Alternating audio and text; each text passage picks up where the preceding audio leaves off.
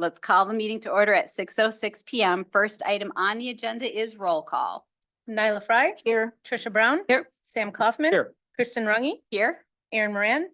Joe Zitzelsberger. Here. Robert McPherson. Here. All right, next item on the agenda is confirmation of open meeting compliance. I can confirm that the draft agenda was published in the Waunakee Tribune on 4/12. The final agenda was posted in all three official posting locations on 4/11 and 4/10. And the final agenda and packet were made available online at 4/10. Just two minor things is please be sure you've signed in on the sign-in sheet with your name, address, and accurate municipality. And secondly, if you want to make a comment, either for public comment or public hearing, please be sure to give me your slip prior to that agenda item. All right, next item on the agenda is public comment. And if you're interested in making a public comment, please fill out, I believe it is a purple sheet tonight. No, public comment is the white White sheet. public hearing is All the right, purple. it's the purple. All right, and our public hearing tonight will be on discussion and action on the final plat and developers for the 5th and 6th addition to Heritage Hills. If you have comments on that, please wait until the public hearing. So public comment is anything that is on the agenda.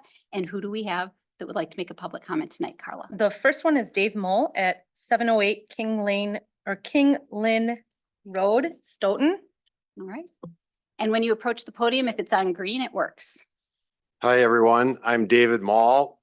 I haven't attended a meeting here in person before, but I've watched a few of them online, and I appreciate the ability to do that. That's how I knew to press the button to turn on the green light.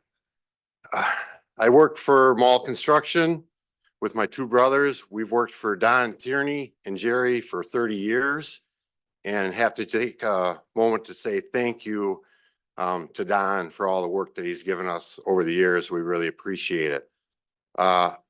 I don't think I can comment too much more on the TID other than to say I'm in support of it. I'm from Stoughton. I'm kind of an outsider, but like some other people said, I kind of grew up in Waunakee. And I found it kind of interesting that Stoughton just approved, let me just read this, wrapping up months of amicable but complicated negotiations, which I think might parallel this. The Stoughton Common Council unanimously approved a developer agreement with Stoughton Trailers at its Tuesday, February 26th meeting. That agreement included tax incremental financing. A lot of the controversy here seems to be on the but for. And I found that just kind of interesting that Stoughton Trailers, who did somewhere in the neighborhood of 300 or 400 million in sales last year, was able to get TIF approved in the city of Stoughton. And I think it sends a message. It sends a message that Stoughton appreciates Stoughton Trailers. They're one of the largest manufacturing companies of trailers in the country. And they appreciate Stoughton Trailers, and they want to keep Stoughton Trailers in Stoughton. And I think that kind of parallels to what's happening in Waunakee right now. And I've heard a lot of conversations about, well, we can't meet the but for. So I just think that's an interesting example of Stoughton Trailers met that clause that for their, I don't want to get into the details. I don't have time. But that was interesting. Couple other notes I had. I wanted to say I enjoy working in Waunakee. We work all around Dane County. Every village, city, municipality has a reputation, and Waunakee has a very good reputation. Everybody enjoys working here. I see some other people here that I do a lot of work for. They enjoy working in Waunakee as well. So I want to say thank you for that. And my last comment is there's two things you can do with your money. You can spend it or you can invest it. And I think this TID is an investment in the future of Waunakee. Thank you. Thanks, Dave. Next up. Pat Benish at 1255 Dartmouth Drive, Waunakee.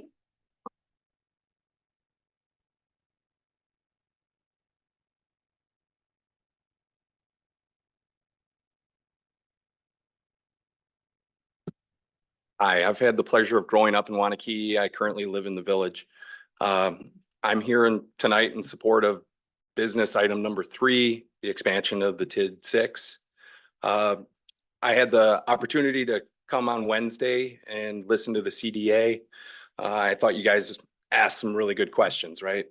I feel like I've got a pretty good grasp on what it is that you're going to be asked to move forward with tonight.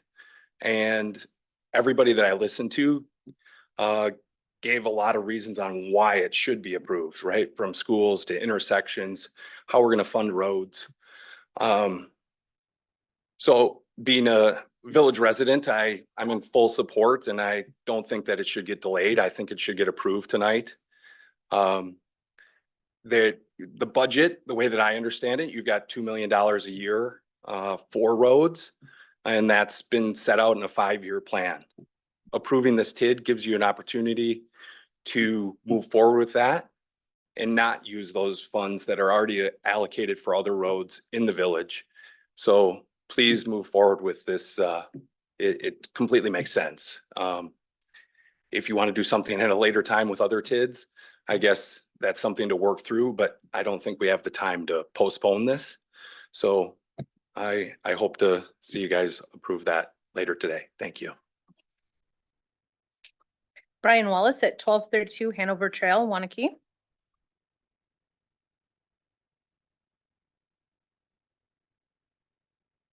Good evening. I'm here to, actually, there's a lot of agenda items I'd like to talk about, but I'm going to talk specifically about TID number 6. I spoke at Wednesday's meeting, but I did a little research since that time.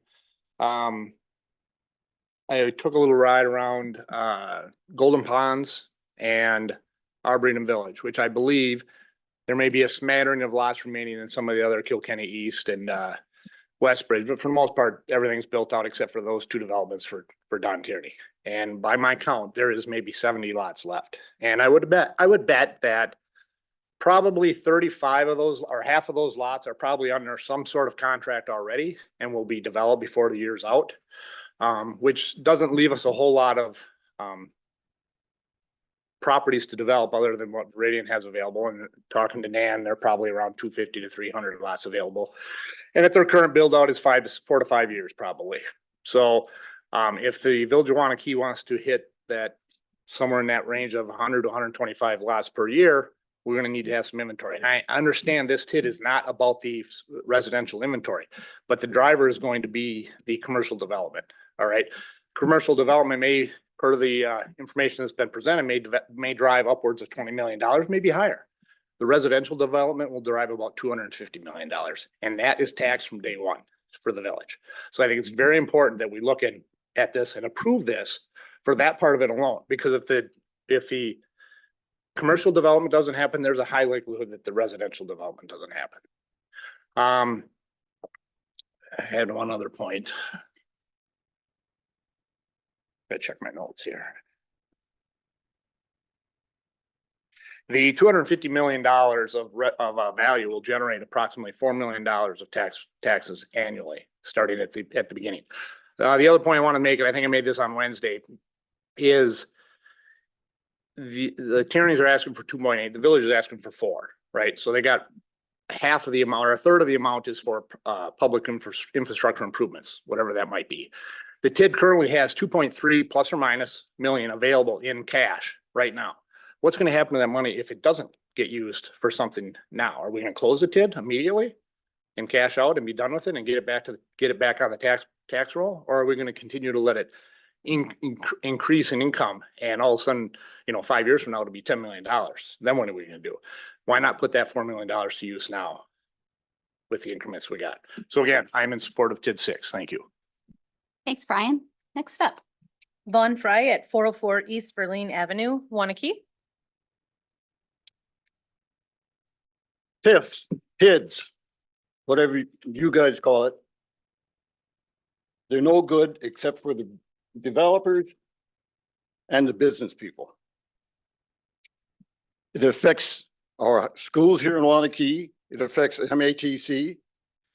It also costs taxpayers more money because we have to hire more people and more equipment to take care of what's being developed with already taxpayers' money.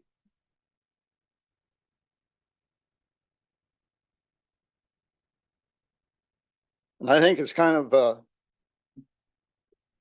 with a joint finance committee, how they can tell the board to vote yes for it when they don't even know what it's gonna cost the taxpayers.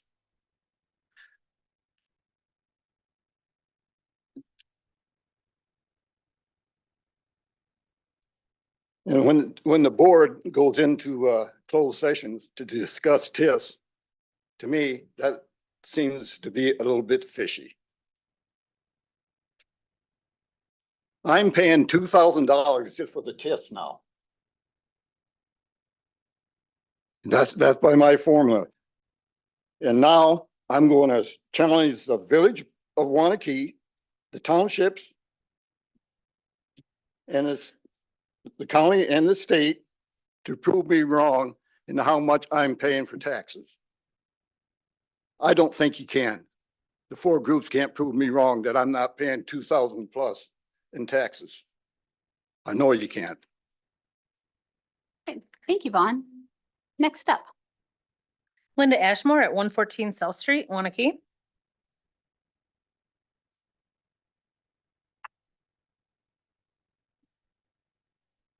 Hi, I'm here to talk about TID 6.2. And my biggest issue with this is, does it meet the but-for test? We've seen development come into Waunakee without TIF. We've seen Viridian, Heritage Hills, with a lot of apartments come in and lots of roads, and they didn't ask for TIF money. They were able to do it without. I think they did some of the roads with cost sharing and some of the infrastructure cost was there, but without a TID. And I'd be okay with that. You know, if you have to improve Woodland Drive and you have to improve County Q because of safety issues, I think that the village already was looking at those things though, and starting to budget that. I'd just prefer that through regular taxes instead of TIF, because with the TIF, you have 20 years of the increment just going to the development. And as Vaughn was getting at, you don't have, that money doesn't go into the general fund. So all the services that go to that TIF district uses, it doesn't, we're paying for it. They're not paying back for the rest of the village is what I'm getting at. There's a loss of funding to METC, the county, the village, and the schools. And the schools have said that it's made up with state aid. State aid is still state tax money. It's just from income tax. And the rest of the money doesn't get made up. I do think this will develop without a TIF. The land by the TIF is not in the TIF, in the TID district, but the land by it is near the elementary school and the intermediate school. And those lots are going to benefit from these improvements. And the higher lot cost would probably help pay for the development cost. I just want to point out that the school's position has changed over time, dealing with TIF. And that's because the funding depends on how much enrollment we have. It's a very complicated thing. I'm not going to try to explain it. But basically, it can change. I mean, we're at a level right now where we get, I think, full reimbursement. But back 2017, around there, we had a discussion and it wasn't the same. And the school was not for the TIF that was being considered. I'd like the village to do a comparison of cost to the taxpayers for the needed infrastructure versus just giving up millions in increment. And before you move forward with that, I don't think the but-for test is met, because you could maybe do this with other funding. When you have TIDs, you create have and have not sections of Waunakee. If all the development is driven towards TID districts, then other districts kind of get neglected. And I know people don't like to hear this, but it is free money to the developer. And I'm not discounting that the developer does a lot of work to get this there, but they don't pay it back. Thank you. Thanks, Linda. Next up, Carla. Jerry Ashmore at 114 South Street, Waunakee. I'm also here to speak about TID 6. I'm opposed to it, specifically for the but-for test. It says that the but-for test is that the project would not happen without the TIF assistance. No, we're in the fastest growing area, or one of them, in the fastest growing county in Wisconsin. Right now, the economy is booming in general. There's lots of new jobs being generated. There's lots of development going on. This area is going to develop without a TIF. The other point of the but-for test is that without the TIF, the project would not happen as soon as the village wants. That's the only way you could justify this for the but-for test. But then the question is, why would the village want this to happen very quickly? If you ask the residents, they always overwhelmingly want to keep the small town feel of Waunakee. Developing on a big commercial corridor on Century Avenue and Highway Q is not going to keep the small town feel. So it's not the residents that want this. So my question is, why does the board want to push this development faster than it will happen on its own? We get new developments like this, there's new roads. They have to be plowed. The plowing doesn't happen for free. It has to be paid by taxes, the taxes that I pay and that you pay. There's new streetlights that go in. The electricity to run them isn't free. It has to be paid by my taxes and your taxes. These areas have to be policed, and any number of other village services have to happen there. That has to be paid for with my taxes and your taxes, because of course, when you set up that TIF district, all the new increment from that area does not go to the village to pay for all those services. It has to be paid by everybody else in the village. Everybody's taxes will inevitably go up when you put in TIF districts for the life of the TIF district. So my taxes will go up for 20 plus years for this TIF district. Finally, when the TIF district closes, there's some benefit in the tax base of having this new property on the tax rolls. So at that point, maybe my taxes go down, but that means the break-even point for me, after having paid 20 years worth of extra taxes to cover all these extra services, the break-even point for me is what, 25, 30 years away, something like that. And for the village as well, the break-even point for the village for getting more tax money out of this than is going into it that they're giving up is 25 to 30 years away. Now, one of the things I hear people say about why we want more commercial is everyone wants new restaurants. We should put in more commercial so we can get more restaurants. Well, I'd like to point out that in the downtown on Main Street, in the Village Crossing project and the Lamp House, there were 3 spaces that are obviously specifically set up for restaurants.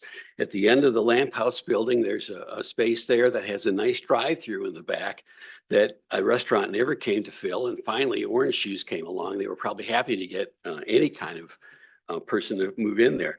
The middle of that Village Crossing building is the original Coltis building that was preserved when they redid that building. And if you look in the backside of Village Crossing, well, there's 3 spaces there. None of them have restaurants, is my point. Thanks, Jerry. Next up. Don Morello at 1055 Simon Cressway, Waunakee.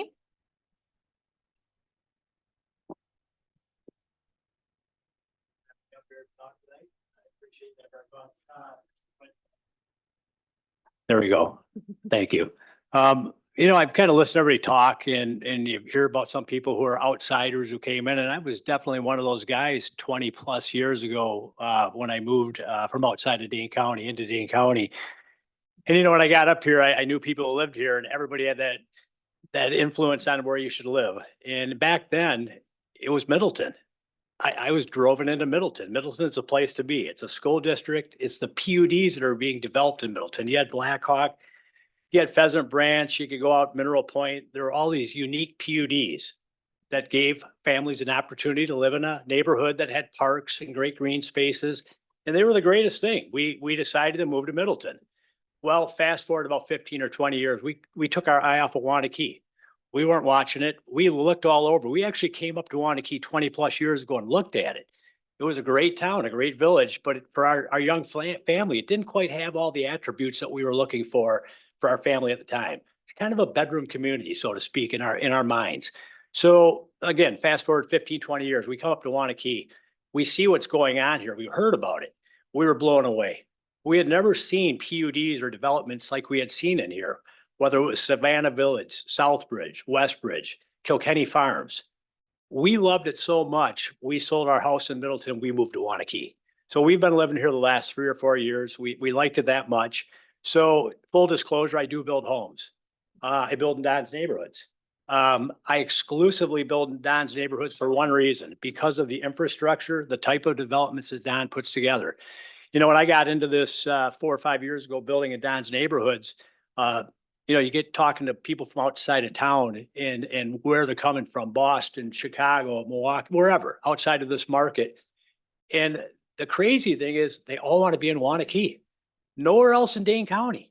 not Verona, not Fitchburg, not Mount Horeb, not Sun Prairie. They want to be in Waunakee. But why? It's because of the collaboration between the village of Waunakee and the developers, Don being one of them, who've done an outstanding jobs. When you go into these neighborhoods and you look at other PUDs, you go into Don's neighborhoods, you've got bike paths, you've got walking paths that cross all the way through the neighborhood. Talk about safety for kids. You've got swimming pools, you've got parks that you don't see in other communities. I have friends come in from other states, other cities in Wisconsin. They come to this small village. They don't even know how to say the name. They're blown away. They're going, how? Who's doing all of this? They cannot believe the type of community we live in. This is a utopia. You know, and I get the but for, I get the TID, but I do also get forward. You look at our state flag. What's it say? Forward. Forward, Wisconsin. I'm here to support TID 6. I say forward, Waunakee. Let's keep moving forward. Let's keep the politics out of it and keep growing. Thank you. Thanks, Don. Next up. John Dooley at 2611 Dublin Way, Waunakee.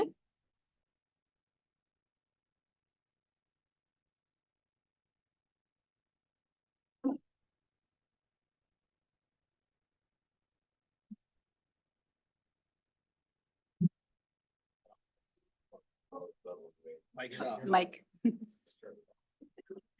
John Dooley, 2611 Dublin Way.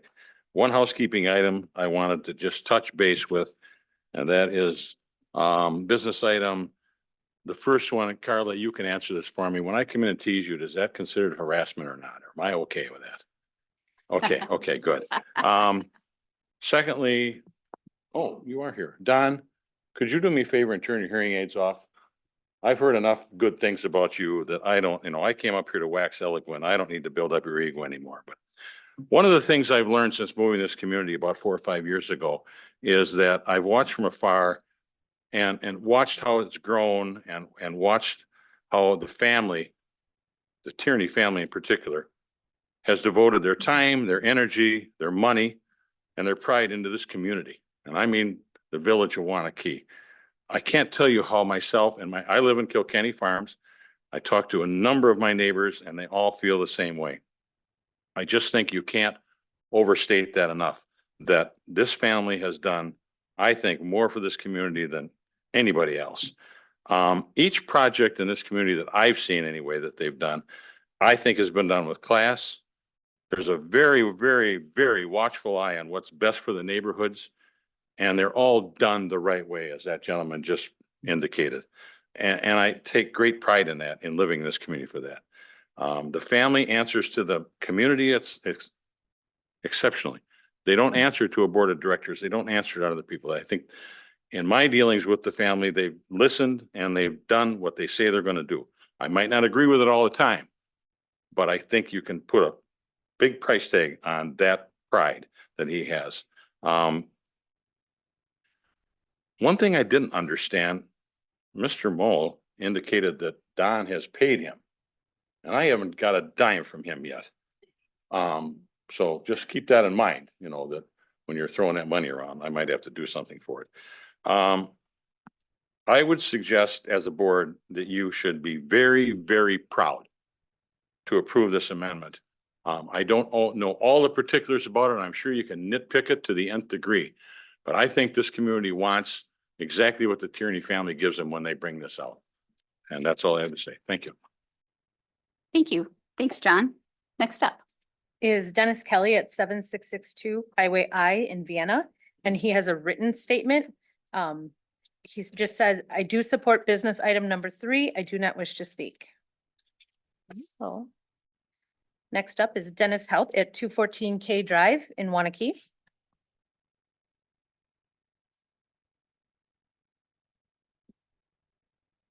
All right, I come in kicking and screaming on the last day and pay my taxes. And once I write that check and you cash it, it's the village's money. And it's the same for the developers. It's the village's money to decide. You're deciding to give it back to somebody who's gonna make money on this thing. And I just have to disagree that all of these things are good. Good for you, Don, that you make money on great things. You do a good job, fine, great. But does the village have to support everything that comes up and I'm not saying you could support everything, but this in particular, or many of the TIDs that I don't really care for. And I don't mean to, I'm not trying to single you out, Joe, but no, don't get me wrong. I just want an answer. You said at the August 21st meeting, my gut feeling is it's going to be really tough to satisfy the but-for test, but I don't know. That's why we potentially move forward with this. Okay, this process. Okay, so I would like you to explain your vote and why you're going to vote on that. And so that's just, okay. And I guess that's all I need to say. Okay, thank you. Thanks, Dennis. Next up, Carla. Jack Heineman at 1440 Blue Ridge Trail, Waunakee.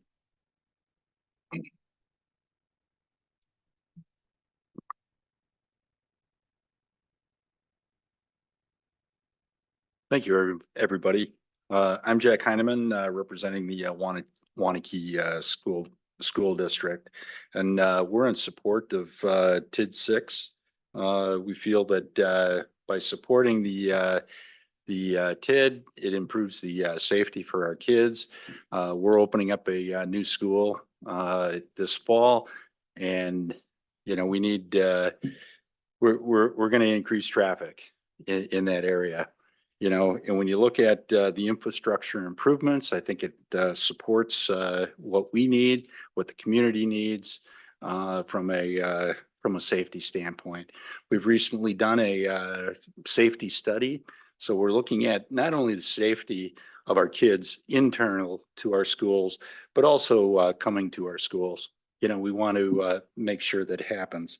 There's been a lot of discussion on how does the TID financially affect the school district? Mr. Summers, our business manager, has made several presentations indicating that it doesn't really affect our current situation. And one of the gentlemen came up here and talked about housing and how many lots are still available. If we want a strong school system, we want to continue to grow our school system, we need housing. And we support that type of activity, businesses.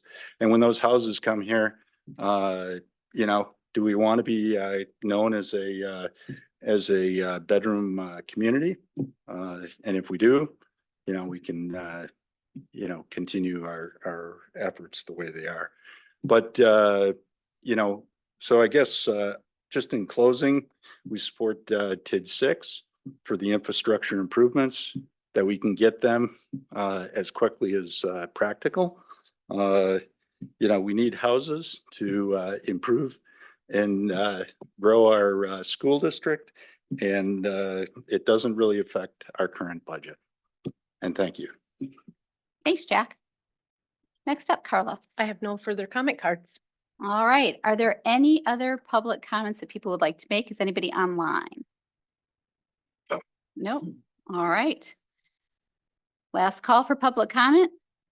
Seeing none, we'll close public comment at 6:35. And next item on the agenda then will be committee reports. First report, Parks and Rec Committee. No Oh, meeting. sorry, consent agenda.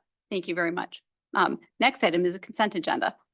Do we have anything we would like pulled from the consent agenda? I'll move approval of the consent agenda. Second. All right. All in favor, please signify by saying aye. Aye. Aye. Opposed? Motion carries. Next item up is reports, Parks and Rec Committee. I hear. Parks and Public Works did Sorry. not meet this. All right. Next up then is Plan Commission. Joe? I've got some notes here. Let me grab those. So the Plan Commission met on Monday, April 8th. Basically took up 4 different pieces of business. First one was they reviewed and recommended approval to the board of several documents regarding a land swap on Mill Road. That was resulting from an improperly placed fence. Ultimately, that may allow us the opportunity to connect the Castle Creek Conservancy paths all the way through to Woodland Drive. So potentially allowing all the way out to Governor Nelson State Park could be a nice possibility. Second one was a site plan for new waste management containment structure for SPL No action was taken on that. Supposed to come back with some additional information. The last two items, a CSM rezone and GDP amendment for the multifamily stuff on in Woodland Crest. That was recommended for approval to the board. And the last one was an ordinance amendment to allow accessory dwelling units. Plan Commission failed to recommend approval with a 3-3 vote, so that'll show up here at some point. All right, thank you. And next item is Joint Review Board. The Joint Review Board met on April 10th for the purpose of reviewing and discussing the project plan amendment for TID 6. Because of the critical importance to the school district, the village ceded the tradition of chairing the board, and we elected Jack Heineman from the school district as board representative and chair. We reviewed the plans, we entertained presentations related to the plans, and set the second meeting for the TID amendment for April 25th, should it pass tonight. Next item on the agenda then would be Joint Plan Commission. And Todd, is that you? It can be, or Brian can report on joint. So I did attend the Joint Plan Commission meeting. At that meeting, we talked about the potential land swap with the between the village and the Durst property. That was also on the agenda for the Waunakee Plan Commission meeting and will be coming to the village board meeting on May 6th. There was a discussion regarding Woodland Crest and the multifamily development east of Simon Crestway. There was a recommendation of approval by the Joint Plan Commission, relatively consistent with the Waunakee Plan Commission. That will also be coming to the village board for the May 6th meeting. And there was a discussion of the ADU ordinance by the Joint Plan Commission. It did not recommend approval. However, that does not prevent the village board from moving forward with that. And my understanding is that is also going to be on the agenda for the May 6th board meeting, I believe. Can I just clarify that this was restricted to the joint planning area? Correct. Yeah, so exactly. Robert's right. So that's why the board can still move, the village can still move forward to the extent that the village board approves the ADU ordinance. It would not apply in the joint planning area or the ETZ. And that's just consistent with the boundary agreements that we've had since 1996 and authority that the Joint Planning Commission has under the Wisconsin statutes. All right, thank you very much. Next up is Police Committee. Okay, so Police Committee met last Thursday. Basically, we reviewed the chief's Q1 report. January and March calls for service were down. February was up, so I guess take that for what it's worth. They participated in some great community events, paint and paste with the police, cooking with the chief, and then they were participating in Project Brave as well. Staffing is finally seeing light at the end of the tunnel. They're currently 3 patrol positions short. They have 2 in training and 1 that is starting training at the end of this month. So we're almost there. Let's see, there were 2 use of force incidents in Q1. Those were reviewed and both found to be in accordance with the State of Wisconsin Defense and Arrest Tactics Manual, the PD policy, and their training. The on-site accreditation assessment has all wrapped up now. We're just waiting for the actual final vote on that sometime later this month. And then we also reviewed some updates to the building expansion plans. Those are looking really good. And I think they'll be at the Plan Commission in May with any luck. Thank you. We're going to skip over Create Waunakee while Aaron gets situated and goes straight to Finance Committee. Sure, we'll just go right, one more of them. Finance Committee met about an hour and a half ago right here. We covered items 3, 4, and 5 from the consent agenda that was just passed. And that was it. All right. And Community Development Authority met on April 10th. We heard a presentation from Project Home Manager Adam Weiss about programs that are available to Dane County residents that would be congruent with and support the objectives of the Waunakee Betterment Fund. We entertained a presentation from on amendment to TID 6 from Ehlers, from staff, and from the developer. We had a very lively public hearing, which was attended by 3 of the trustees, in addition to those that serve on the board or on the committee. And we then discussed the resolution to approve the amendment to TID 6 and passed it. Aaron. Great. Like, I can actually take it for you, Aaron. Aaron had a conflict that evening. May I ask a question? Not during the committee reports. I want to know how Aaron can make the accurate assessment of the TIF when he wasn't here for the public hearing. Okay. There was not a public hearing for the TIF. It was just public comments. Aaron can definitely. Whatever you want to call it. There'll be order. Thank you. but Brian, please. There's nothing that prevents Aaron from coming in, but we do not have a public hearing on the TIF at the board meeting. It's simply public comment. There's nothing that prevents her from taking action. Thank you very much. All right, Create Waunakee. Had a good meeting and a really interesting presentation from Pastor Karen Lucken from Peace Lutheran. They have an art gallery that they've included it in their foyer now, and they welcome the public to come and view that. They plan to have rotating exhibits. Similarly, we saw that happen in a local business at DCAR recently, and it's really neat to see that this picking up in interest across the community. Art on Main is kicking off with its 10th year now, so we've got 10 pieces this year that'll be on Main Street in the next coming months. The rap exhibit is up at the public library. It is a marvelous exhibit with 48 different pieces by mostly local artists. So that'll be up for 2 weeks. Stop down and take a peek at that. Make Music Day is coming up on June 21st, and the Artisan Market will be October 5th. Already with 36 Waunakee local applicants and 5 student applicants for participating in the artisan market. So we really continue to celebrate all things creative in our village. Wow, that's impressive. That is impressive. Do we have any other committees, boards, or commissions? Nyla? Yes. This isn't pertaining to a committee or board, but I just wanted to give a cheer for the Wellness and Energy Fair a week or so ago. It was very well done. There were 40 exhibits. It was the first time I'd had the opportunity to attend it, and it was well put together. And thank you to all the staff who worked on that. It was a great morning. Thank you. Great. Thanks for sharing that, Nyla. The Okay, EMS yes. district. Oh, is- EMS district. Thank Yes, you. EMS district met last Thursday. We had kind of a good discussion amongst the commissioners about the role that the fire department plays with the EMS in assisting them on certain calls. There were a few concerns between the fire district and EMS district as far as calls for assistance. And is positive from that, negative is that the 2 chiefs are from fire and from EMS are now meeting on a monthly basis to discuss ongoing issues to make sure that they don't have kind of a miscommunication as to what happened in the past months. So that's positive. The other part of it is that just in case that if anybody gets too deep into the agenda from over there, there was a brief discussion about the CARES Act. I'm sorry, about CARES, which is the Dane County and Madison City program. At this time, it is far too early for us to make an assessment as to whether or not this would be a good thing for the village.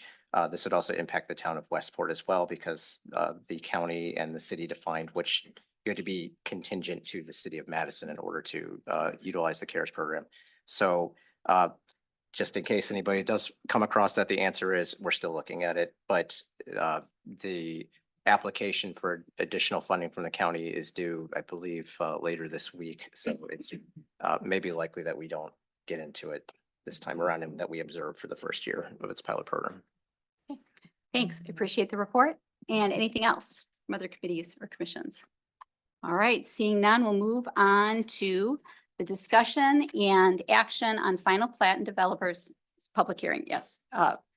Agreements for the 5th and 6th edition to Heritage Hills. And I believe, Todd, is this over to you for presentation before the public hearing? Brian? Sure. So what we have before you tonight is the 6th edition plat for Heritage Hills, and it gets kind of confusing. This is actually the 7th phase of development. The village board previously approved the 5th addition to the plat back in January. However, when that approval came, it was subject to approval of a development agreement. And so now effectively what we have before you is the final plat for the 6th edition and the phase 6 and phase 7 development agreements. My understanding is that for the plat for the 6th edition is consistent with the GDP and the SIP that's already been approved. And so effectively, probably the biggest issue, that means all of the anticipated lots and the types of homes that are going to be developed are consistent with what was in the GDP and the SIP that's already been approved by the village board. So I know that there are a few comments from Strand related to the plat, and that letter is included in your packet. The development agreements take the form of previous phases and are essentially in final form. We just need to add recording language.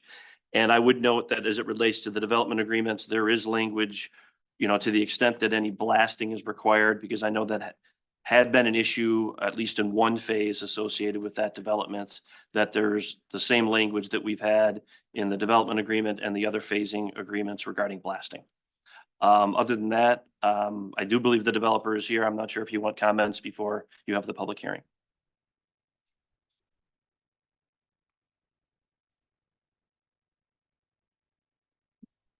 Good evening. My name is Dan Day from D'Onofrio, Cockey and Associates representing Viridian Homes. Also tonight here with me is Matt Brink from Viridian Homes. Just here for the approval of these three items. I have really nothing more to say than what Brian has eloquently said. But we're really looking forward to implementing our next stages of the development with the amendments to the development agreement and also the final plat for the 6th edition. So really, it's just highly technical kind of things going through here tonight, but everything's in conformance with the approved plans today. Right. Thank you very much. Did you have anything to add before we go to public hearing? No, again, Matt Brink with Viridian Homes. Nice to see everybody again. No, nothing material to add to what Dan said, just here for any questions that might come before us tonight. All right. Thank you very much. And we will then open the public hearing at 6:48 p.m. Carla, do we have any sheets for the public hearing? We do. We have Thomas Rawling at 808 Lexington Drive, Waunakee. Thomas, is Thomas here? Were you wanting to speak, sir? And while Thomas is coming up, I do see one individual online. If that person online wishes to speak during the public hearing on Heritage Hills, please click raise hand and we will bring you in to participate. I've been a resident of Waunakee for about 32 years and very great place to live, no question about that. The questions that I had were with regards to the consideration and the agreement on the tax incremental district number 6. And my property is one of those that basically has a lien on the property with the Brunigs. At any rate, I'm wondering what would be the tax or whatever the amount of money is that is going to be asked for by the Brunigs for the money that the $500 that basically was requested by the Brunigs at one time for the sale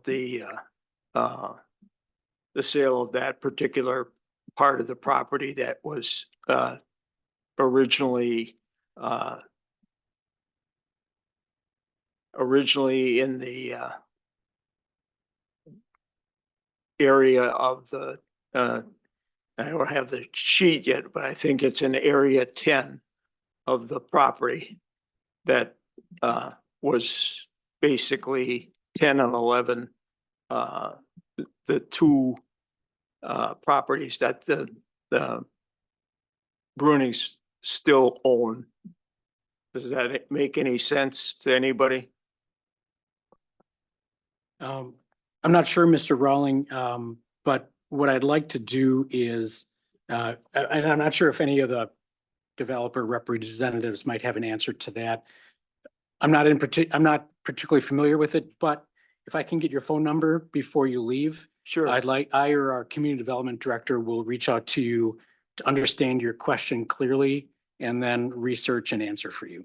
Okay, sounds good to me. So I'm going to have you add on to your form your phone number before you head out, and we'll be in touch. Okay, 608. Oh, here we go. Got it. 849-7221. Our development director is back in the office on Wednesday, so you can expect to hear from her then. Okay, thank you. Thank you very much. Everyone. Yeah, thank you, Thomas. Yeah. Next up. Do we have anyone else? That's all I have for forums. All right, and no one is online. No hand up. All right, final call for public comment or public hearing comments. Seeing none, we'll close the public hearing at 6:51 PM. If I could make one more comment. Yes, you can. There is a recommended motion on page 25, just to be clear that what Lauren, I think, is asking for, where it refers to subject to final approval of the community development director, that's going to be related to the Strand comments on the plat. The development agreements, if they're approved by the village board, would not be modified. Okay, all right. Trustees, what questions do we have? Nyla, could we start with you? Okay, I heard something about some plans were provided today, is that correct? From Viridian? Or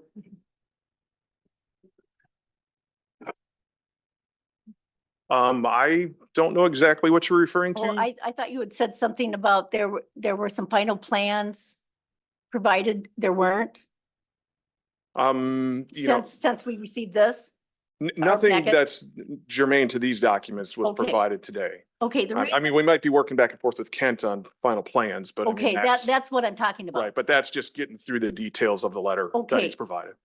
But that gets to one of my questions and one of my comments and one of my concerns. This is not a negative reflection against staff or any of you, but I have been concerned about the process, that how things go through. And then the board approves it, and then we have staff go through it and finalize it. I've been told by people who have been involved with other communities that they would request that everything be pretty much tied down before the board would vote on it. I just want to make that comment because when I look at this, pages 34 through 35, 36, there's a lot of things that were not answered. And I'm not saying those answers would mean anything to me whatsoever, because I'm not in construction. But I would sleep better at night knowing that it's been finalized and the questions have been answered, and that our staff and our engineers and our consultants have given it the final overlook as far as it can go. I don't know if there's things that would always remain that could not be answered. But for me to finalize something and then it goes to someone else for someone else's discretion, I have a problem with that. Perhaps it's goofy, I don't know, but it just doesn't seem like it's something I should do. Thank you. Thank you, Nyla. Robert, what questions do you have? I do not have any additional questions. All right, Joe, do you have questions? Nothing, thank you. All right, Tricia? Nope, nothing. Erin? Nothing. My biggest thing was just making sure that there are a lot of comments that, I guess a lot of the technical stuff or the information needed on from Strand was taken care of with our approval, so. All right. Sam? None. All right. Yes, Lauren, yes. Thank you. I don't have any questions either, except for Todd. Has Lauren passed on anything that she would like us to pay attention to, given the comments from Strand? I haven't heard any specific. Brian, have you? No. Kent, our village engineer, is in the audience. And if there are particulars related to his letter that you might want him to address, this might be an opportunity for that. Okay, I'd invite him. Do you have any particulars you'd like us to pay attention to? Hey, Kent. Good, yeah, if you don't mind. Yeah, so generally, as now mentioned, the way the process works is we review the plans, we review the plat, we provide comments for all of you to consider. Usually if there are showstoppers or things that are going to derail the thing, we get those out right away, and we would make those concerns known, and we probably wouldn't get to the plan commission. My letter is kind of more of a checklist. A lot of it is little things that don't take much time to change or correct. There's usually very little things that we need to talk about on those drawing corrections.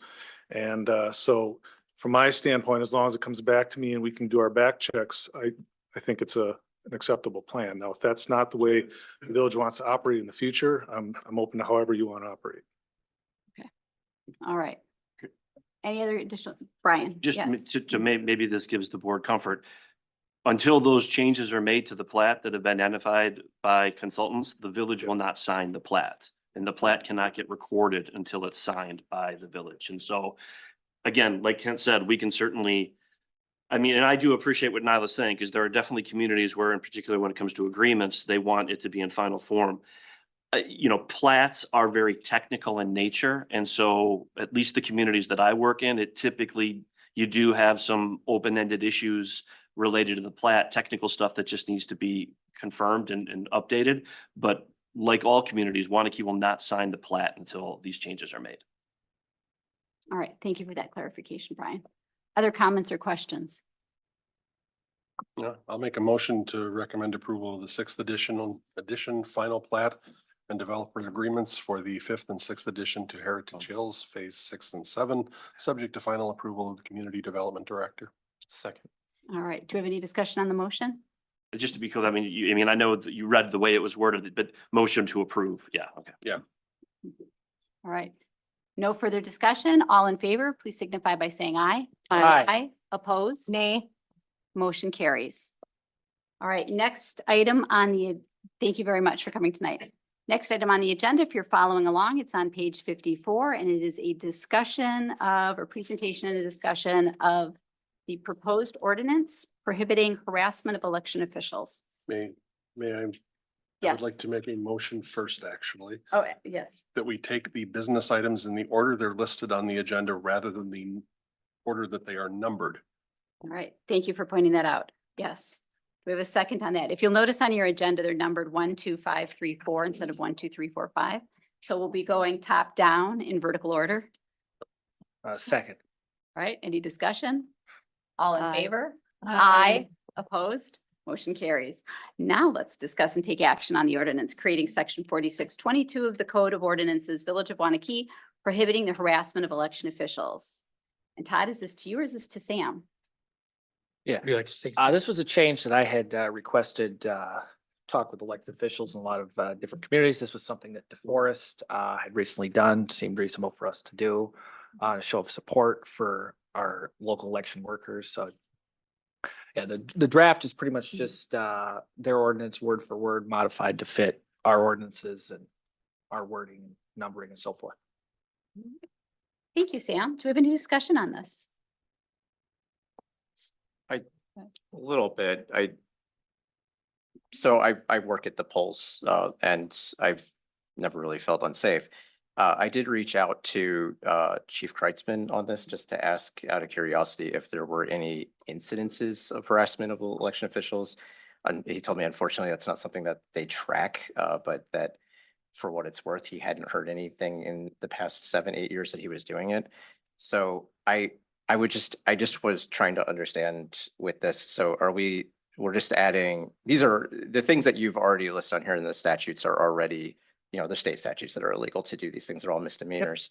So is this the statement that we're adding an enhancement of, in addition to what the state misdemeanor already contemplates, that they're going to be paying just an additional $500 if it happens to be aimed at an election official? Essentially, yes, now that the governor has signed the bills that are listed as pending in here. Okay. Because when this ordinance was originally drafted and passed by DeForest about a month ago, those were not law yet. Which portions were not law yet? I'm sorry. I'm talking about the bills that are listed in there, SB 291 and AB 577, that are listed under section E of the proposed ordinance.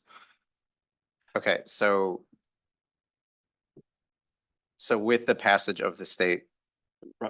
I can try to answer the question. Thank I you, think, yeah. sorry. So looking at page 56, so we already have language within our code that effectively incorporates a number of these statutes that are identified in that paragraph, 940-19, 943-01. As I have not talked to Sam about this, but what I've seen this done in different circumstances where currently under our code, if we have an election official that is harassed, we in all likelihood would have a code provision that would already provide the protection. This just, I would say, seems like it's a top of mind issue, and to the extent that it occurs, it's going to make it easier for the village to actually enforce it as it relates to that action against the election official. I do believe that, for example, if somebody engaged in disorderly conduct right now in the village as it pertained to an election official, that we would already be able to pursue that. That being said, I can certainly understand, especially with what's happening last however many years, trying to be a little bit more specific in the protections of the election officials. But those statutes are already incorporated by reference into our code. Okay, so again, it just boils down to, we're gonna fine people an additional at least $500 if they happen to be an election official and they're tied to the misdemeanor. I think that's that's definitely something that's valid that you said. It's also, it makes it easier to enforce if it actually does happen with an election official. Just because we have something very specific as it relates to that. Okay. Any other questions? Right. Kristen, can I just add a comment? Yes. On behalf of this, we have been very fortunate in Waunakee for the time that I've been here, that most of the poll workers feel very safe. And I feel like we have measures in place at the end of the night, same thing in the morning, where we have patrol going around. But there are still the fear that people have that they're not going to want to work in November, unfortunately. So I feel like is another positive thing for those election officials. So thank you. Right. Thank you, Carla, and thank you for all of your volunteers and all of the work that you guys do. Yeah. All right, seeing no further discussion, do we have a motion? Will move to adopt an ordinance creating section 46-22 of the Code of Ordinances, Village of Waunakee, prohibiting harassment of election officials. I'll second it. Oh, you can have it. All right. Any discussion on the motion? Seeing none, all in favor? Aye. Opposed? Motion carries. On to the next item on the list. Thank you very much for drafting that, Sam. Next item on the list, discuss and take action on ARPA balance and community needs. So this is to you, Todd, and this is page 57 of your packet. 57 and 58 is a memo page 59 lays out the projects that we've undertaken to date and the remaining balance. The village board asked the question if departments had a wish, $10,000 plus or minus balance to work with this year that they didn't expect or didn't budget for in their 2024 budget request, what would that be? Not every department took us up on the task, and it's partly because they're doing well. And like I had said last meeting, if there is something urgent and dire, we would have already been addressing that with you. So I want to be clear that I think every department head would agree with me with these proposals, that they don't want to fight against something else that the village board wishes for, nor do they wish to fight with each other. But you asked a good question. I think they gave some good thought to what they would do with if they had some additional balance. So that's presented for your consideration, and happy to answer any questions. All right. Do we have any questions on the item list or any that was presented? No. I'll say thank you for sending this memo out and getting the list. I don't know that we're going to allocate ARPA funds for this, but I like that this is a really good list of things that we could maybe work on providing our different departments. They do an awful lot of really good work, and this is a great list of things that we could be doing to help them. Other comments? I just wanted to say, there's a few of them that are identified on here that are definitely ongoing continuous costs. So I agree. I wouldn't say that we do more, but I think that some of them would be great just for budgeting in general. Like the ArcGIS license for community development so that we can have better mapping, which will help out in that area. And I really like the thought of because I want to call it out, that village volunteer appreciation banquet. But then I looked at it, I was like, well, I don't want to do it with ARPA. I wanted it to be budgeted because I want to make sure that we can do it repeatedly, not just one time. But otherwise, I do appreciate this. And I don't just say that just because I'm the next item that's on the agenda. Other comments? And I can't believe we don't have an ArcGIS license. Yeah. We will be discussing it All at right. budget time. Good, good. We'll get you one of those. I know how essential they are in our work. All right, other comments? No, thank you guys very much for the work that it went into collecting this. All right, seeing no motion on this item unless somebody wants to make one. Seeing none, then let's move on to the next item, which will be the discussion and, oh, I've lost my place in the agenda. So here we go. Give me a moment here. Discuss and take action on Resolution 24, a resolution to establish a fund for one-time payments to licensed childcare providers within the Village of Waunakee, utilizing American Rescue Plan Act ARPA funds, and that's page 60 of your agenda. And Robert, would you like to, or Todd, would you prefer? Yeah, I can start. I met with Todd and Renee last week to go through some of the changes based off of board feedback and based off of staff feedback as well, to clean up and bring a votable version of the resolution to the board.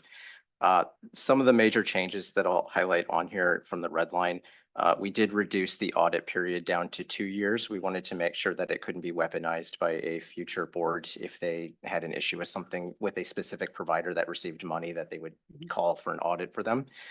We believe 2 years is perfect for keeping people honest.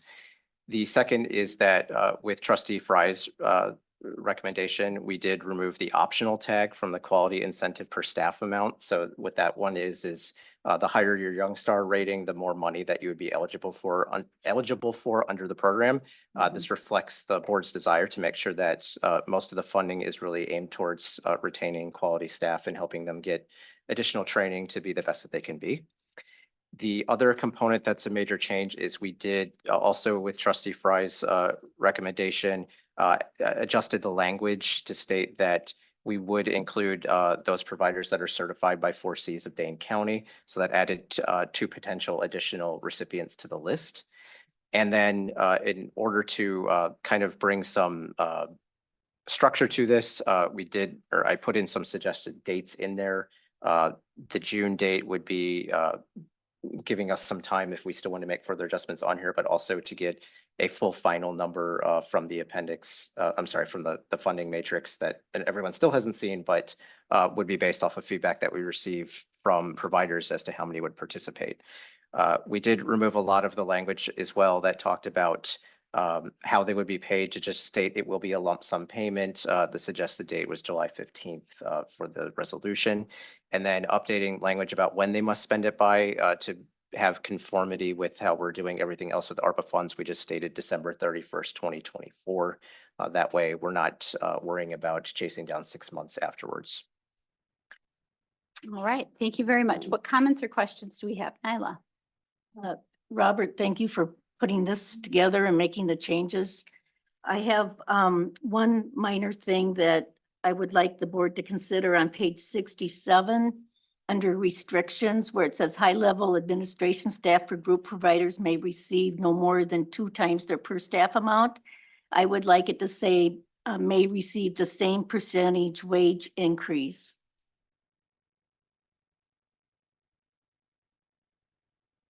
Could you clarify how that, so the Okay. way it's written now, it's stating that staff, the way that they were paying staff under this and the way that childcare accounts pays it, as I understand it, is that staff get paid what they're actually being paid, and then they would have the incentive bonus. This is just saying if you have a very highly compensated owner or administrator, that they would only be able to pull 2 times, I assume, than their per staff amount is Correct, being that's paid. how I'm reading Like it. their total per staff amount. Correct, that's how I'm reading it. Okay. But I'm thinking that they should receive the same increase as the rest of their staff because they are already higher wage or salary earners than the average staff. Okay, I get what you're saying. Instead of 2 times, just they may receive no more than their per staff amount. Is that Correct. what you'd have it read? Okay. Other comments or questions? Just a minor thing on page 65, it says, I understand that funds received each month, but if we're doing a lump sum, then each month is kind of irrelevant. You found the missing one. Which page is that? It's 65 or you. page 6 of 9, depending on where you're looking. Thought I got all those. No, all but one. Other comments? Questions? Do you have an idea what the funding matrix will look like? Do we need to see that before we approve it? I can show an example. I'm not on the Zoom at the moment, so it'd be very hard for me to project, but yes, the short answer is yes. If you give Yes. me a second, Yeah. I can. All right.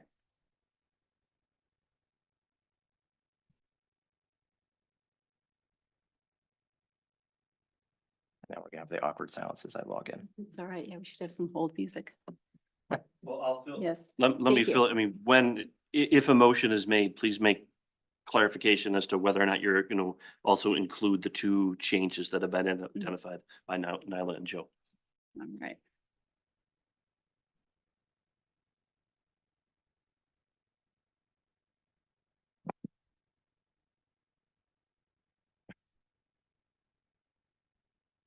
While Robert's looking that up, while it's not like a contractual part of the agreement, I'm assuming the intent is for the recipients to then continue to be part of some sort of a task force or working group to just help improve the overall landscape for daycare providers, childcare providers in general. We've talked about starting a roundtable. Yeah, I think that's a great idea.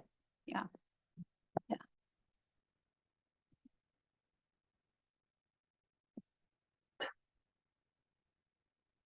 I've joined, Jared. Can I ask a question? I mean, do we have a plan to make sure that we don't miss anyone when we're communicating this out? We do. So we have the list from DCF as to who qualifies under it, and then Nyla provided me with the two providers from 4Cs. The only concern that we have is that some of the providers may have limited English proficiency. So the plan is to reach out to them if there is struggles with that. We'll make efforts to work on translation services and things like that so that they're included as well. Unfortunately, unfortunately, depending on how you look at it, we can't force anybody to participate in this program. So when they get reached out, we'll make every effort, at least 2 reach outs and a phone call if we don't hear from them back by email. And then at that point, we'd have to make a decision just to move forward without them.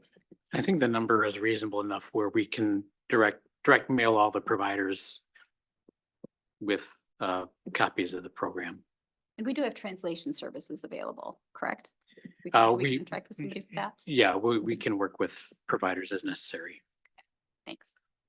So this is the matrix that I've put together to assist with Renee based on her feedback as well for the providers list or for the provider list. So as you can see on here, this doesn't include the 4C, the 2 4Cs that are on there yet, but as you can see on here, we identified those that are within the village that would potentially be eligible for the program.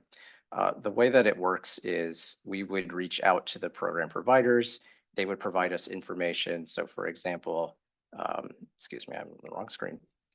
If we go into licensed care providers, you can see on there, we would collect all information from them about employees, and then it would fill out that information based off of their Youngstar rating. So for example, at Leap Academy, I'm just going to throw a number on here. You see there's 2 employees. It will automatically, 2 full-time employees that automatically will feed in that information into the program. The other part is that children are paid based off of their age, so it would automatically fill that information in based off of part-time and full-time. This is all information that they're currently providing under the Child Care Accounts program, so none of this is going to be particularly new to them. Then what would go back here is on the cost estimation screen, you can see it starts mapping it out based off of the information that's put in, just how much it would cost. If you'll see on here, there's these things where it states 2 months, 3 months, 4 months. Focus on the incentive since we agreed that we're going to do incentive payments. Over on the side, then we would have an active list to see on here how much we could pay out to get to the full amount of the ARPA funds that are proposed. This ensures that the funds are used as efficiently as possible and to benefit those who have applied for the program, since presumably we'd be agreeing as a board that we want to set aside the $85,000 and pay out the full $85,000. This also allows us to make sure that we don't have any overages and that we're not promising something that we can't deliver on. So should the program be approved as is, then we would begin the information gathering phase so that when it comes time to open the application phase, which is indicated in the resolution in June, we would know exactly reasonably what we would expect to be paying out to each provider and that we're not overpromising funds that we couldn't pay to them. And presumably if everybody applied 100% application rate, we would need more than $85,000. We would, and then we would probably need to have a secondary conversation that if we're that successful, we would have a secondary conversation then where we would have to make a decision as to what type of cutoff that we would want to do. That would be at the discretion of the board, I would believe. We could award proportionally, we could. Yes. Okay. Yes. So if you, correct. So if you had a provider with 100 kiddos versus one that had 3, you would be able to then proportionately, lower that down so you get to the $85,000. Okay. All right. Other questions? Anyone have any additional questions? So right now, then, we are agreeing with this motion to adopt the program, but we will come back for a second conversation about awarding the actual dollars out. Correct. That's the intent because we want to see the final numbers before we approve it. All right. Thank you. Any other further discussion? Just thank you to everyone that pulled this together. I know we talked about this last time, but I just want to thank also the childcare providers. I think, I said this last week, it's just really, oh, I'm going to get emotional, but it's such a big part of so many of our lives that goes unnoticed. And they're really an important part of our community that often goes unseen, and they're kind of the heroes of all of our lives. So thank you. Glue that keeps us together in a lot of ways. Yeah. Yeah. I'll make the motion since we have some changes on there just to make sure that's clear. So I move to approve resolution 24 whatever it ends up being, a resolution to establish a fund for one-time payments to licensed childcare providers within the village of Waunakee utilizing American Rescue Plan Act or ARPA funds and its appendix to include all red line changes as presented. In addition, we will make the change that for the staff listed on page 7, sorry, excuse me. It's incorrect. On page 8 of the appendix, for high-level administrative staff for group providers may receive no more than the same amount as their per staff amount of pay. And then Joe had One more. And the correction on page 6 in the red line. Yep. That the 1, 2, 3, 4, 5th bullet point on page 6 that I understand that funds received striking each month from that line. Second. All right. Any discussion on the motion? I do have one comment. We will start a childcare roundtable because I feel like this is like our first attempt to help and get this shored up for our community. And we will encouragingly invite those that participate to participate in that roundtable so that we can make sure that this is an ongoing effort on our part. So any other further comments? See none. All in favor? Aye. Opposed? Motion carries. All right, next, thank you very much. Yeah, and thank you guys for coming tonight. Next item on the agenda is consideration and possible action on resolution approving an amendment to the project plan and boundaries of tax increment district number 6. All right, and this will, Lauren is absent, so tonight it will go to Utah. And then after that, I will invite the developer up to make any comments. And Brian, I don't know if you'll have any advice for us either. And our financial advisor. will also- Thank you very much. And our financial advisor, Ehlers. So first to you, Todd. And I'm going to both, in Lauren's absence, run the computer in the shared screen and give the presentation simultaneously. You ready? Watch this. Nothing up my sleeves. Here we go. Okay. Brief history. This is similar, by the way, to this is the presentation with a couple edits to what was presented at the CDA. Kilkenny Farms, it was created in July 2015.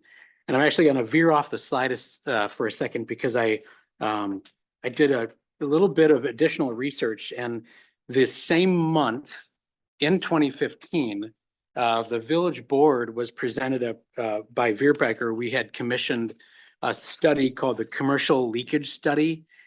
I didn't pick the name for that. I would have said like Commercial Export Study or something along those lines.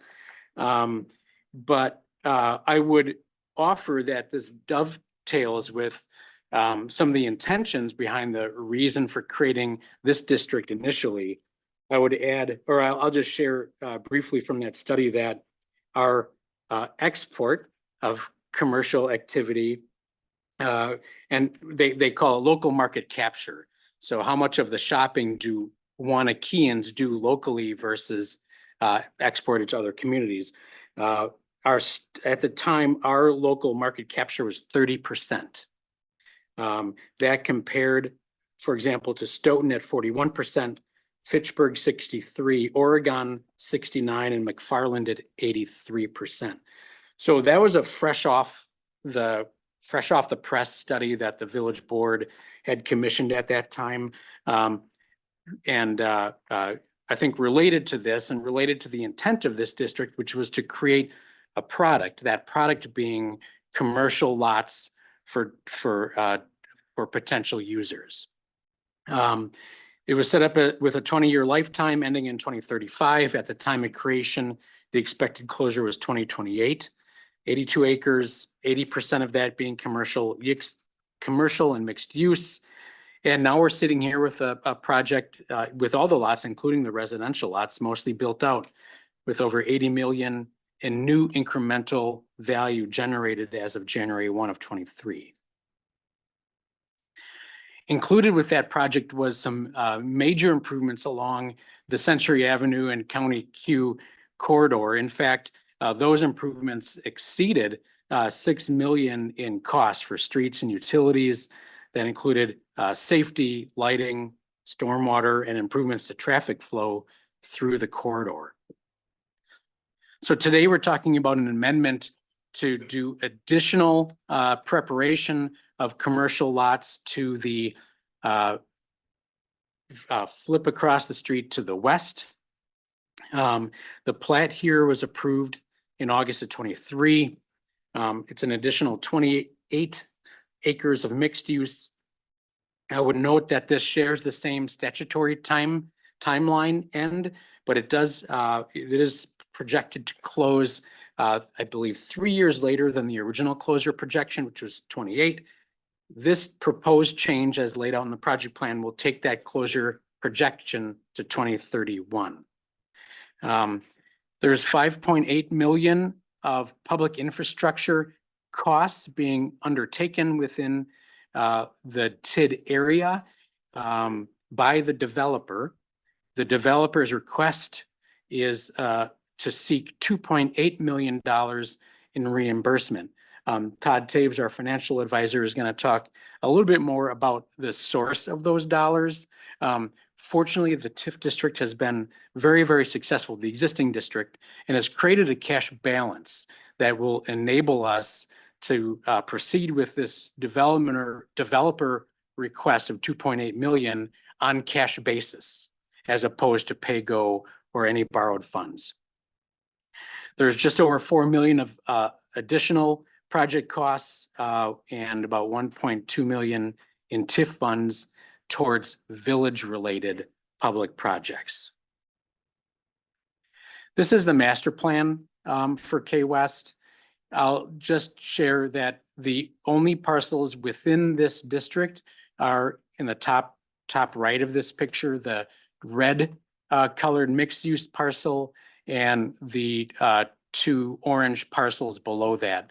To be clear, and this question has come up publicly that I've seen, there is no user specified by the developer at this time, no company X or company Y. Essentially, the product of this development is the creation of the public infrastructure and the preparation of these 3 parcels for potential commercial development and mixed use. This use as proposed is consistent with our comprehensive plan. So just wanted to clarify that point. And then to identify that the village projects, this lays out the various village projects. I'm not going to read this to you. It was included in your packet. It's identified in the project plan as well. But this includes public improvements as well as utility improvements. I think one thing I would note, an interesting project in here that we did include is lighting and additional treescape additions to the Century Avenue corridor, especially as you continue, let's say, south from Endress Manufacturing. You hit the intersection at Woodland and Q, and then you continue through that corridor. It's sparse of vegetation, trees. We'd like to change that to enhance that as an entrance to our village. We'd also like to improve the lighting, which is kind of standard, call it standard state Cobra head style lighting, but continue the thematic lighting that we have done in our main street and down Century Avenue at this point to Endress Manufacturing. We'd like to continue that and use these dollars to support that public project. This map shows in blue shading the half-mile boundary that extends beyond the proposed newly created total district. That includes the original and then the new added area. But as specified in the project plan, the village can undertake projects using TIF funds outside of the boundary of the district, but within a half-mile radius. What we added here is a dash line that shows where that radius existed from the original TIF district. That's that light blue boundary that resembles the original TIF district.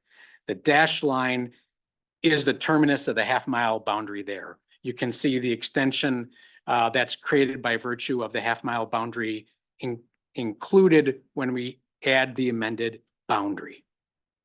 Okay, so I wanted to share that, and that ends my presentation. And if okay, we'll turn it over to Todd Taves to take that a step further into the weeds. Okay, thanks very much, Todd, and it's over to you, Todd.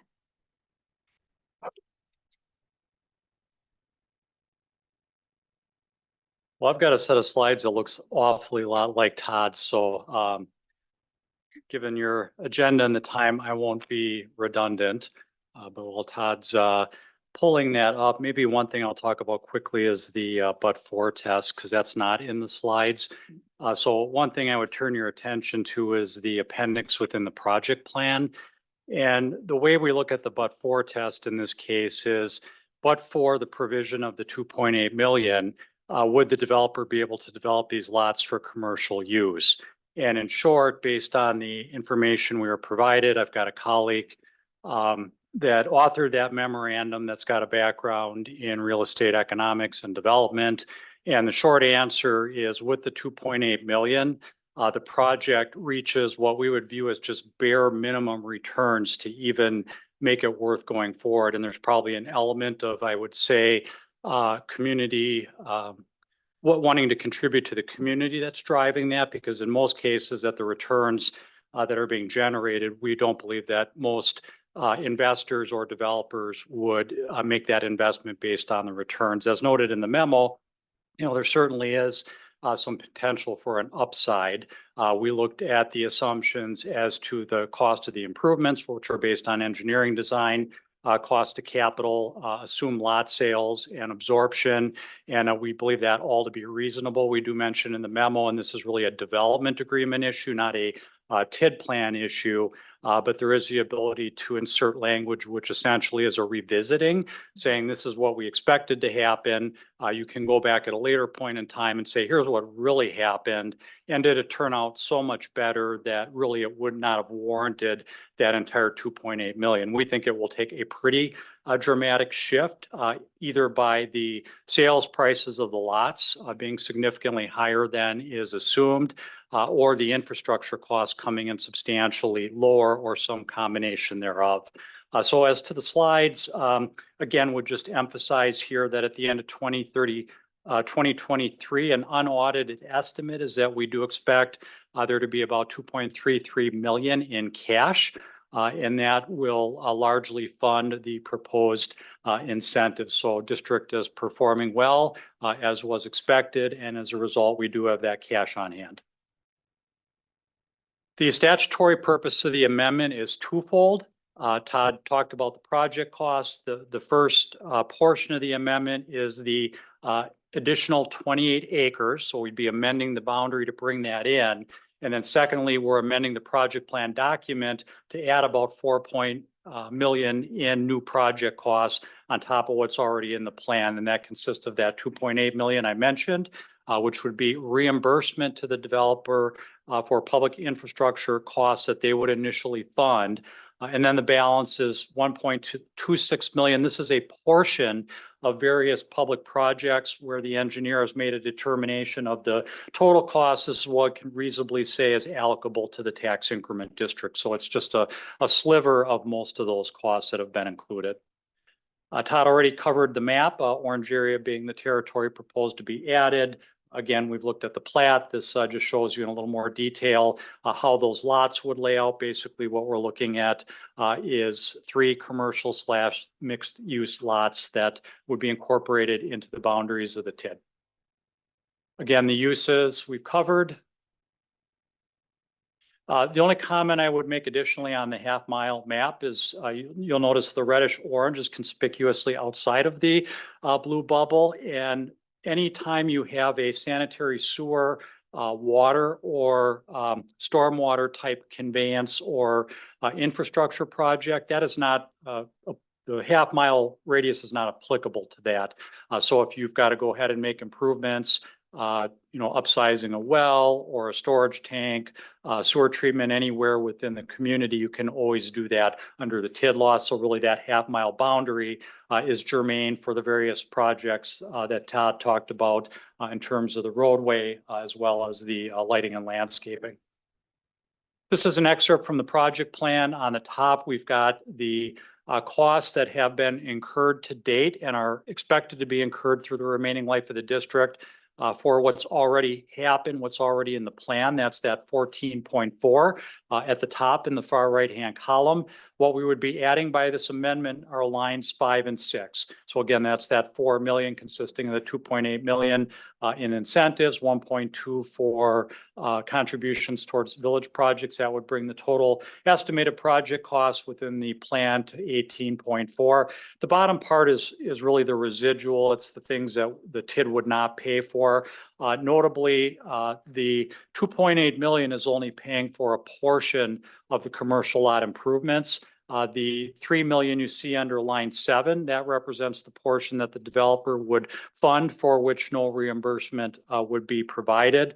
The other thing I would note is that, again, because the district has cash on hand and is also bringing in cash on an annual basis in excess of its project costs, we would not expect that the village would need to borrow to finance any of the projects listed on this menu. There was some discussion at the CDA last week. Well, what if we wanted to do this project sooner than the plan calls for? Could we borrow for that? Well, certainly you could. That would be a decision that the village board could make at the appropriate time. But we do show that there is the ability to cash fund based on the sequencing of projects as are listed in the plan. The actual value of the TID as of January 1st of last year was mentioned at 80.1 million. This 20.3 million in the associated years. This is the assumption as to basically the build out of these additional commercial and mixed use lots, which we feel is conservative, but in a full build out scenario, again, about 20.3, 20.4 million in added value to the tax increment district.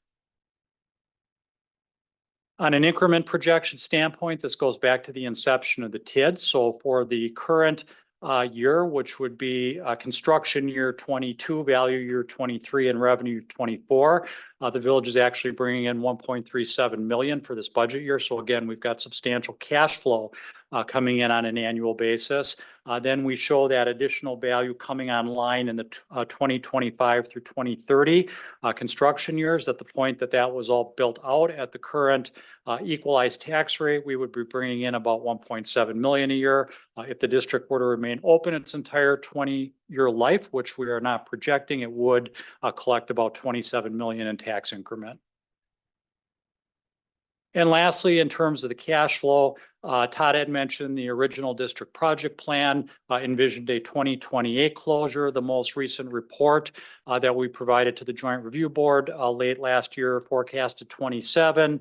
So what this indicates is that by virtue of adding these additional costs to the plan, we're looking at a 2031 closure for, so 3 to 4 years later, depending on whether you're comparing it to the most recent forecast or the original project plan. But again, the message here is we've got substantial tax increment coming in. We've got a significant cash balance built up.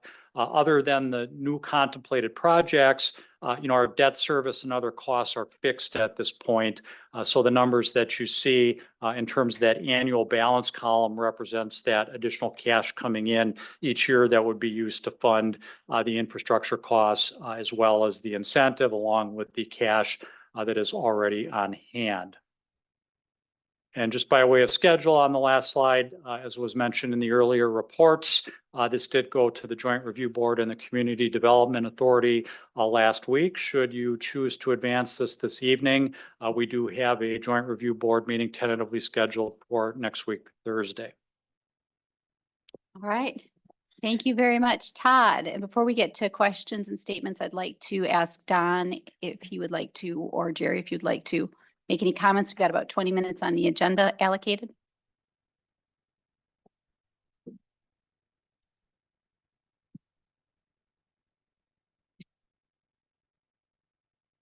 Is the button on?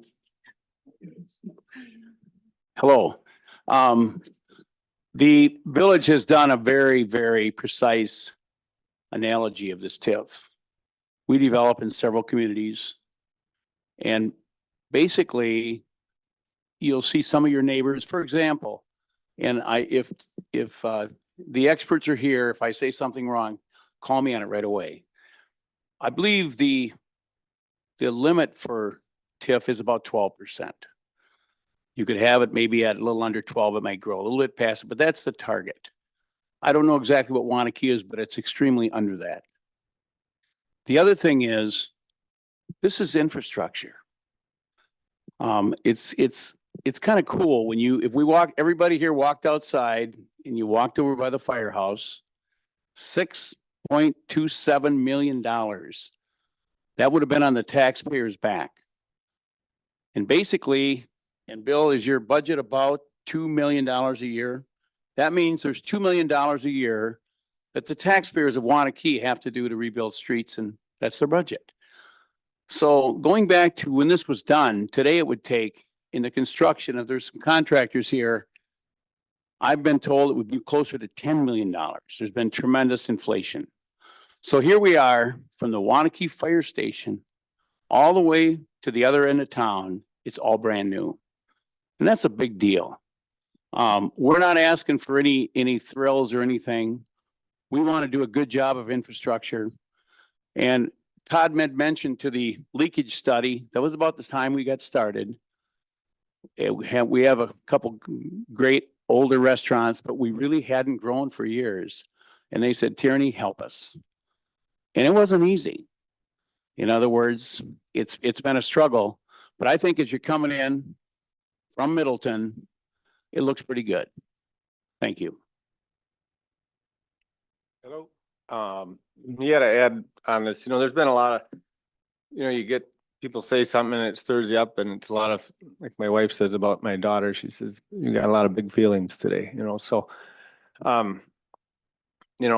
sometimes you talk about numbers and this and that, and there's a lot of stuff going on, but I just wanted to say to everybody, thank you for a lot of stuff.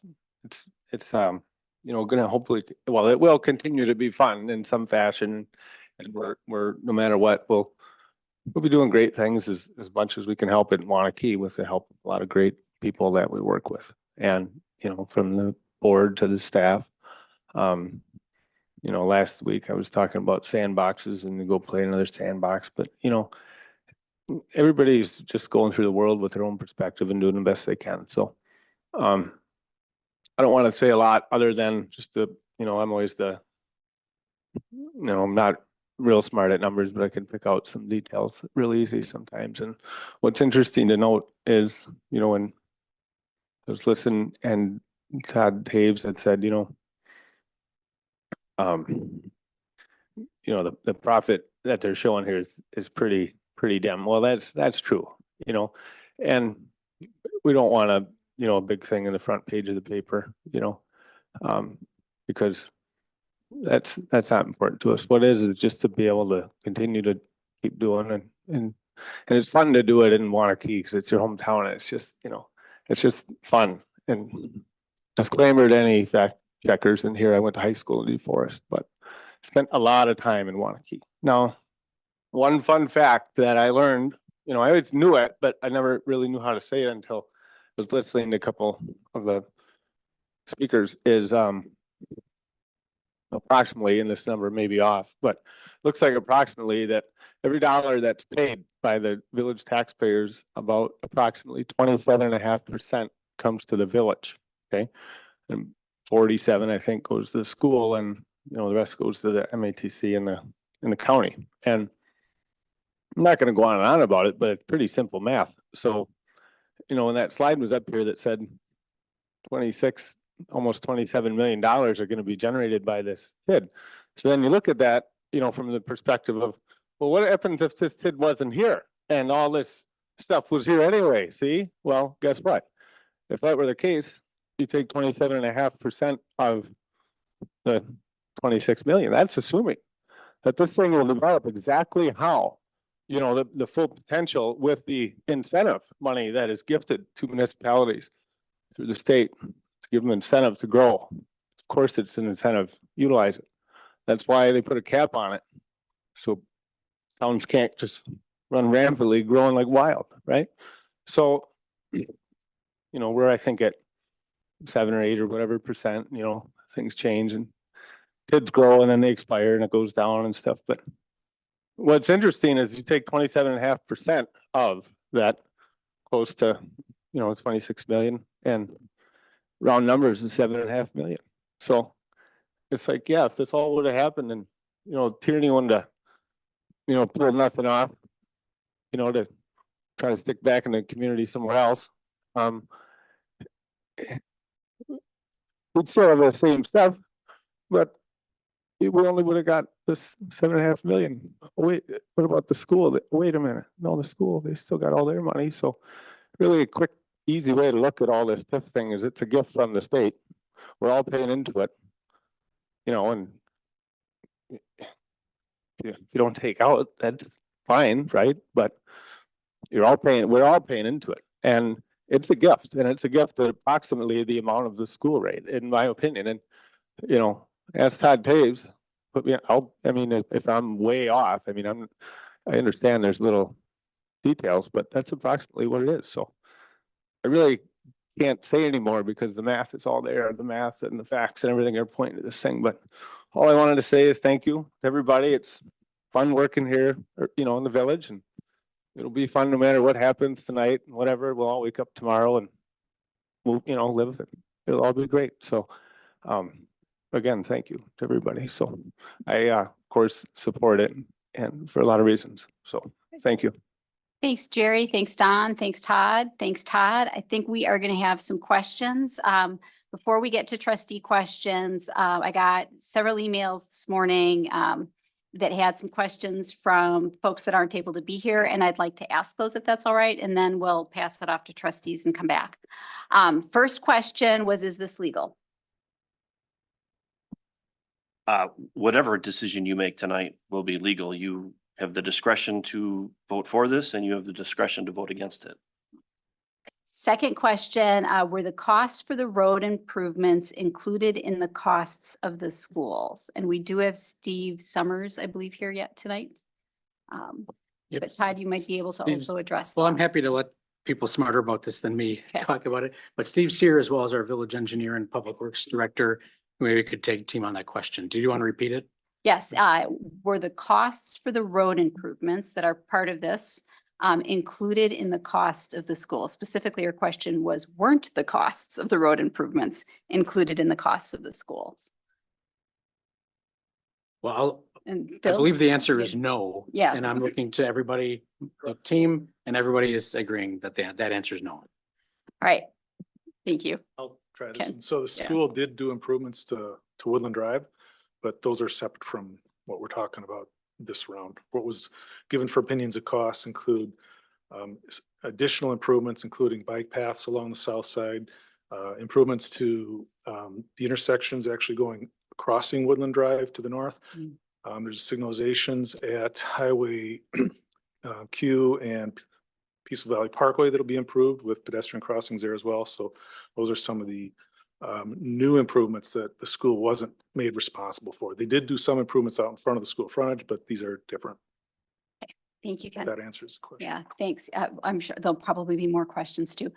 So next question I had, if we didn't have the TID funding to do the improvements to the intersection of Woodland and Century or to improve the road in front of the intermediate school, which we just talked about in the Heritage Elementary School, and we still had to do the improvements, then what are our options for paying for those improvements?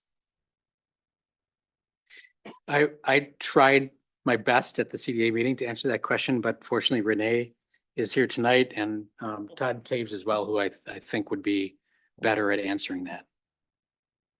Well, and Bill is a yep. big part of, I mean, our options, if we didn't use TIF funding for it, is either reallocate some of the money that is in our, I believe it's a 5-year plan for road work at roughly 2 million a year, or do additional borrowing.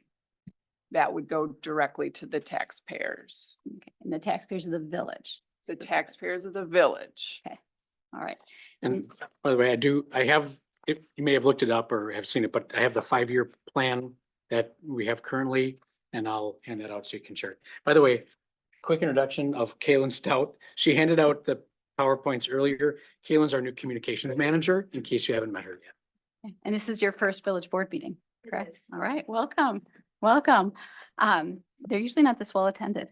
So if we didn't do this TID amendment and we wanted the other municipalities in the school district to help pay for the road improvements that are needed by the schools, so just the portion that we need to help the school along, then what could the village do to make Westport, Springfield, and Vienna help pay for the road improvements that are needed in front of the school? Again, these are not my questions. These are from folks. We would have the ability to talk to them and ask them, but we do not have the ability to force them to contribute. Okay, thank you. Next question, were other taxing jurisdictions asked their opinion on the agreement? Do any of them get a vote? Who is the final say in this amendment? So as the schedule shows, if the village board were to approve the resolution before it, then it would go to the joint review board. The joint review board is comprised of a member of the village, member of MATC, the school district in Dane County, and then a public representative. So the answer and the amendment to the TIF district, if it were to be approved by the village board, wouldn't go into effect unless it's approved by the joint review board. So the easiest way to say that is anytime that you have an amendment to a TIF district, for it to be approved, it requires approval of either a plan commission or CDA, in this case, the CDA, the municipal body, the village board, and the joint review board. So yes, the other taxing jurisdictions do get to participate. Thank you. End of the questions that I got today. So let's start on the inside and out. Sam, do you have any questions or comments? I mean, I guess I would say in my terms of personal opinion is, this is the most desirable development site in our community. You only have to build 2 stories up if you want capital views on this site. We've seen that with some of the other development that we had in that area. For that reason, I still hesitate to be in favor. All right, thank you, Sam. Erin. Yeah, I don't love the idea of extending the lifespan of the current TIF. I think the quicker we can close them, the better. I guess I'm as hesitant as I am. I'm glad it's only a few years. I was expecting it to be more. So that did, I guess, even things out back to me. Yeah, I agree with Sam that it is a desirable location in the sense of, it's an entryway to our community, that whole corridor is, and we want it to be done well. So I appreciate that. This is very heavily evaluated. No big questions. All right, thank you. Joe? I've got several questions. I think the first couple will probably be to Todd Taves.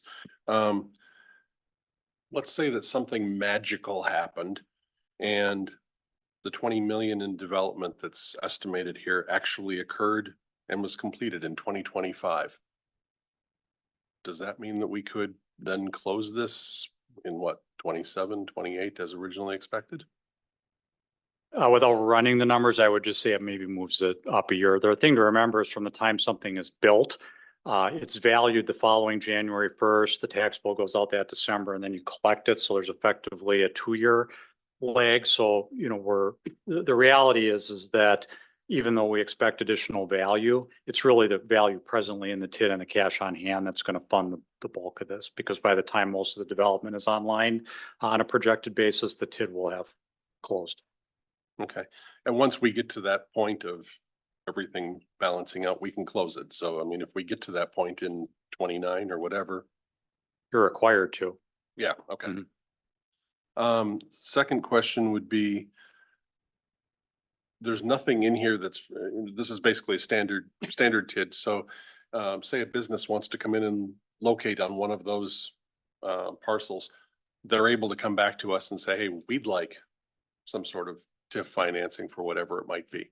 That's not to say we're going to approve it, but they're able to make that request, right? There's nothing that would prevent a business from making that request. You know, from my point of view, the benefit is the fully improved lot that is now ready to be built on, but that would obviously be the board's discretion. Yeah, the infrastructure, I think, is the, you know, it's obviously the important piece here, but I was just curious if that was also a part of that. I've got, if maybe Todd can bring up that half-mile map with the, I guess, purple dotted line. I got a couple of questions around that. So when Highway Q was done out here from the fire station to the edge of the village, obviously that a portion of that was out of the half-mile boundary for the original TID. I'm gonna have to bring up a different. Yeah, no worries. I guess ultimately my question when we get there is, because a portion of that project was outside of that original half-mile boundary, were the TIF funds only allocated to the portion that was within? Or are we able to, as long as a portion of that is within the half-mile, can we continue to extend all as one project? The actual funded costs are supposed to be within the half-mile boundary. So, so from the original one and the Highway Q stuff, basically it went up to where the dotted line was and the village was responsible for whatever the remaining portion of that. I can try to answer that question, Todd. Yeah, the project itself was identified within the project plan, but I do believe what Todd is saying is correct. In other words, I think this was viewed as one large project. You basically all the work that was done on Century Avenue and Q, and therefore certain amount of TIF money was used to pay for that. But I don't know the exact answer. I do know that that entire length of the road was identified within the project plan that was approved by the Joint Review Board. Okay. So with one of the things we're talking about here is that green road, going forward, the green portion of Woodland Drive. If we did not do this amendment, we would not be able to, all we'd be able to do is potentially the, you know, what, rightmost 1/3 of it. Would that be accurate? So am I correct that the green portion is something that the village is contemplating doing essentially outside of the analysis that we've done based on the numbers provided by the developer, Todd? Yep. So I think one of the benefits to the village of having the amended project plan is it becomes clear that that road, I mean, one of the things that we have to evaluate when it comes to public improvement projects is not only is it within a half-mile, it's also, does it benefit the TIF district? And so I think we have a comfort level that if the project plan is amended to include the land on the west side of Q, that enhances our position that the improvements in green actually benefit the new area, which is going to allow us to allocate more of the TIF increment that's generated to pay for that. Whereas in a different scenario, and I'm certainly going to entirely the other end of the spectrum, is what I think Renee was getting at, where if we don't have TIF dollars and the village wants to make those improvements, the village is going to have to pay those costs itself. And then you get into the issues that Renee identified regarding how are we going to allocate different funding. Sure, okay. And then a couple questions around schools. Well, maybe I guess there's probably more than just one question. So that we've heard about how the schools are basically made whole, but from an MATC and county perspective, they are not. Is that accurate? Well, I guess I don't know the answer to that question. I can tell you I've never seen Dane County or MATC vote against the TIF. Now, I have not heard why that is the case. So what I'm going to tell you right now is speculation on my part, but it's also, I think, reasonable. They just understand some people agree with TIF and some people don't agree with TIF. If you agree with TIF, you view it as an economic engine to spur development that would not otherwise occur. And I think that because of how they vote, I think they view it in that nature and believe that ultimately they are going to be better off if the communities within Dane County that they tax, have TIF, and I think one of the speakers made a valid point of you don't see that benefit till later. But if you're taking the long look, then, and you're looking at all of the communities that you serve, so not just Waunakee, but all of them, I can see why MATC and Dane County vote in favor of them, because they're basically taking we know that these districts are going to close, these are going to be created, and at the end of the day, development is going to occur that would not have otherwise occurred. I appreciate that certain people take a different viewpoint on that, but I have to believe that they agree with that viewpoint when they're always voting in favor of it. It's a great point, and I appreciate that. That's everything. All right, Thank you. Robert. I'm gonna, sorry, go ahead. I had the Tricia. privilege of going at community development. Okay. All right, thanks. I'll actually let Nyla go first. Nyla.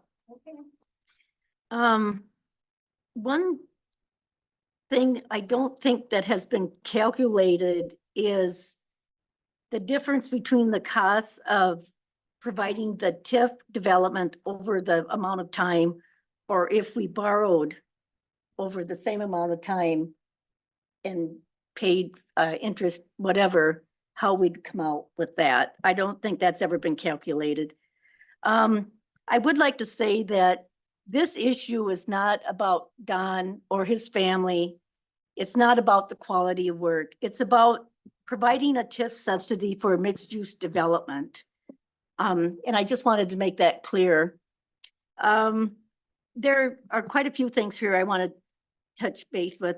One is if the mixed-use development doesn't occur, from what I understand, the housing development is already approved. And one thing that I've had some residents talk to me about is with the development, there's a lot of things going in that many families really can't utilize because of cost. They say, maybe for my 15-year anniversary, I can go to Buck and Honey's, but to go there regularly, I can't afford it.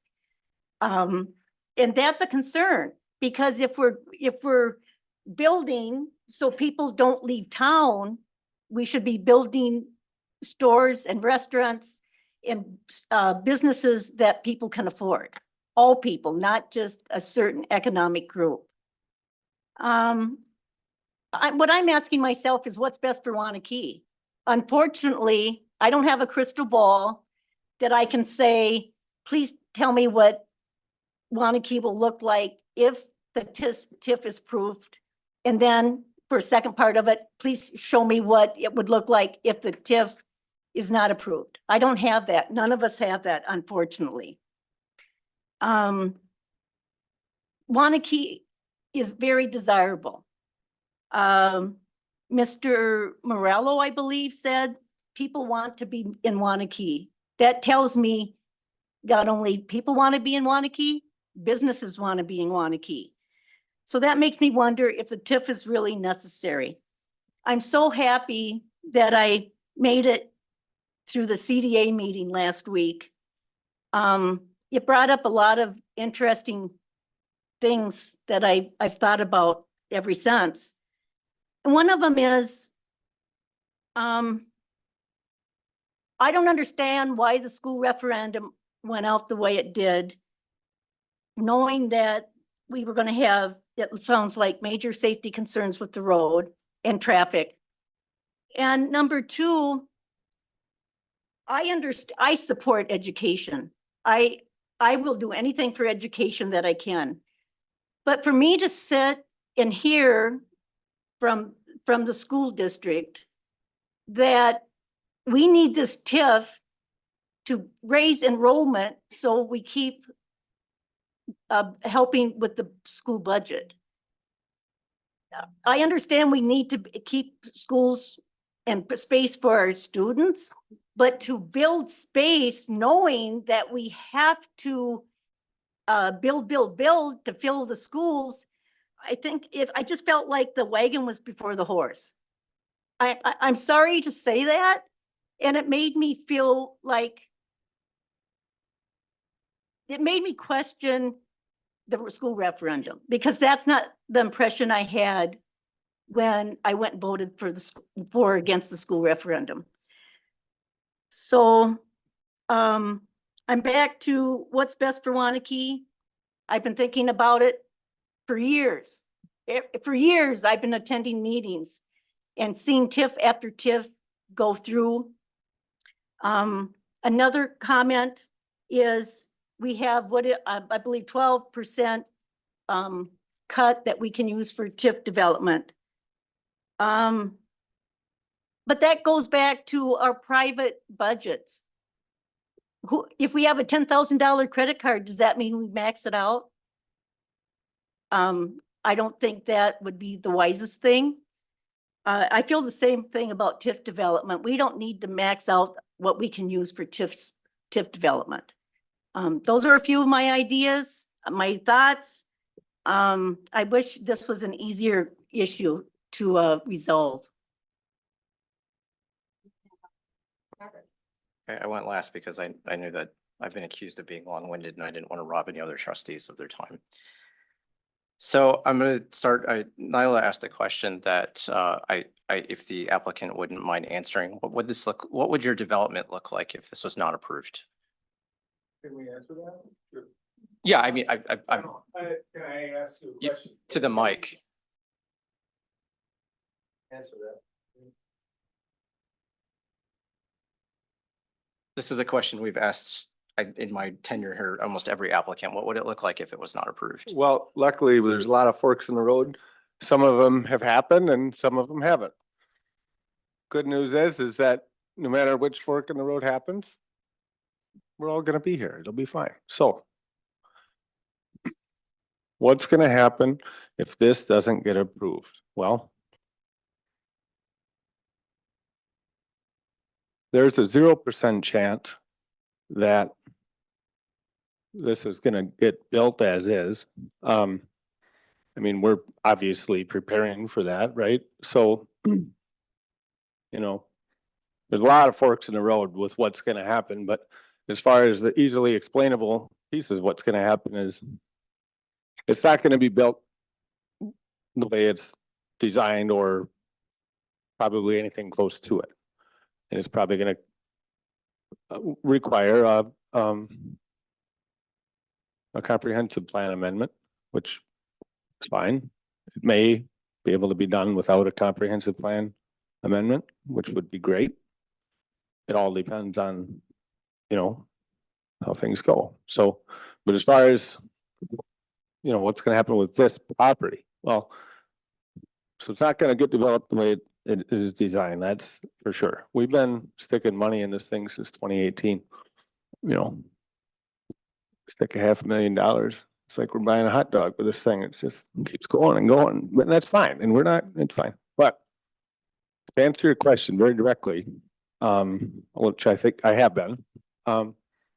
Probably what'll happen is, you know, and this is not politicking or any BS, this is how it works, is, you know, when Tim Nixon used to be the village president here, and he always said, if it feels good, don't say it. So that's why I'm being very careful. And I hope you can appreciate that. But no, I'm being realistic. I mean, it's not gonna happen this year like that, you know. I'm not gonna make the statement that we would try to hold up the school or anything like that. I'm not gonna make a statement on that, but I guarantee it's not gonna happen like this, because how it's designed, it's designed for commercial. And it's, you know, there's a lot of elements to this that, you know, that Holiday Road goes all the way from Woodland Drive to Peaceful Valley, and it's over a quarter mile long, and there's not one driveway on it, right? It's commercial on one side and it's no driveways on the other, and there's no driveways on the other, and is designed for safety. So it won't get developed like it is, that's for sure, but you go ahead. What do you think?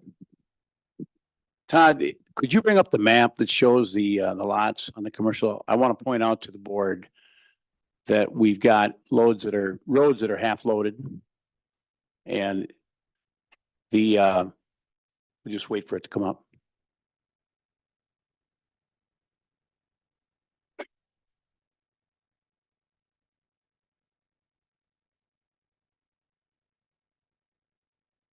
Yeah, if you look at, I believe that's South Holiday Drive. It's next to where the red area is. They'll see it, Jerry. Kane comes in pretty handy, doesn't it? So, yeah, so basically what that road is, it's actually backed right up to lots. It takes a lot of value away from the residential lots. So that's kind of a thing that's not very good. It hurts the value.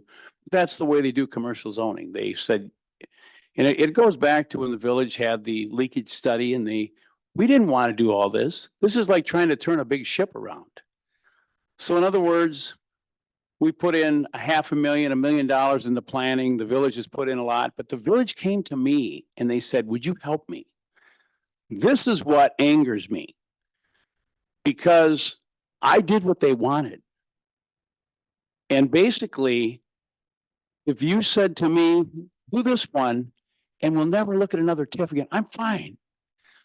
But the big thing, and I think Steve Summers alluded to it, is Wisconsin revenue sharing. When this money was taken away from the schools, they make it whole. It's almost to the penny. So when I came into this town in Highway Q and Century, 6.27 million.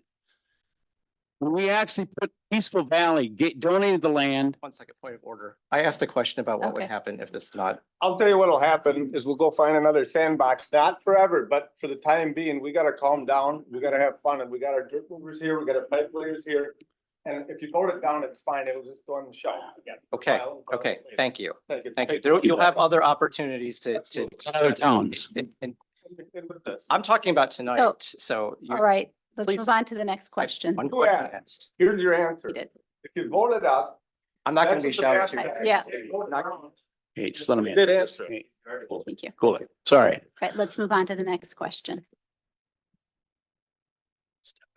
Have you as an applicant considered working with a third party to develop these 3 parcels so that you would not need to obtain TIF assistance? Yes, What happened?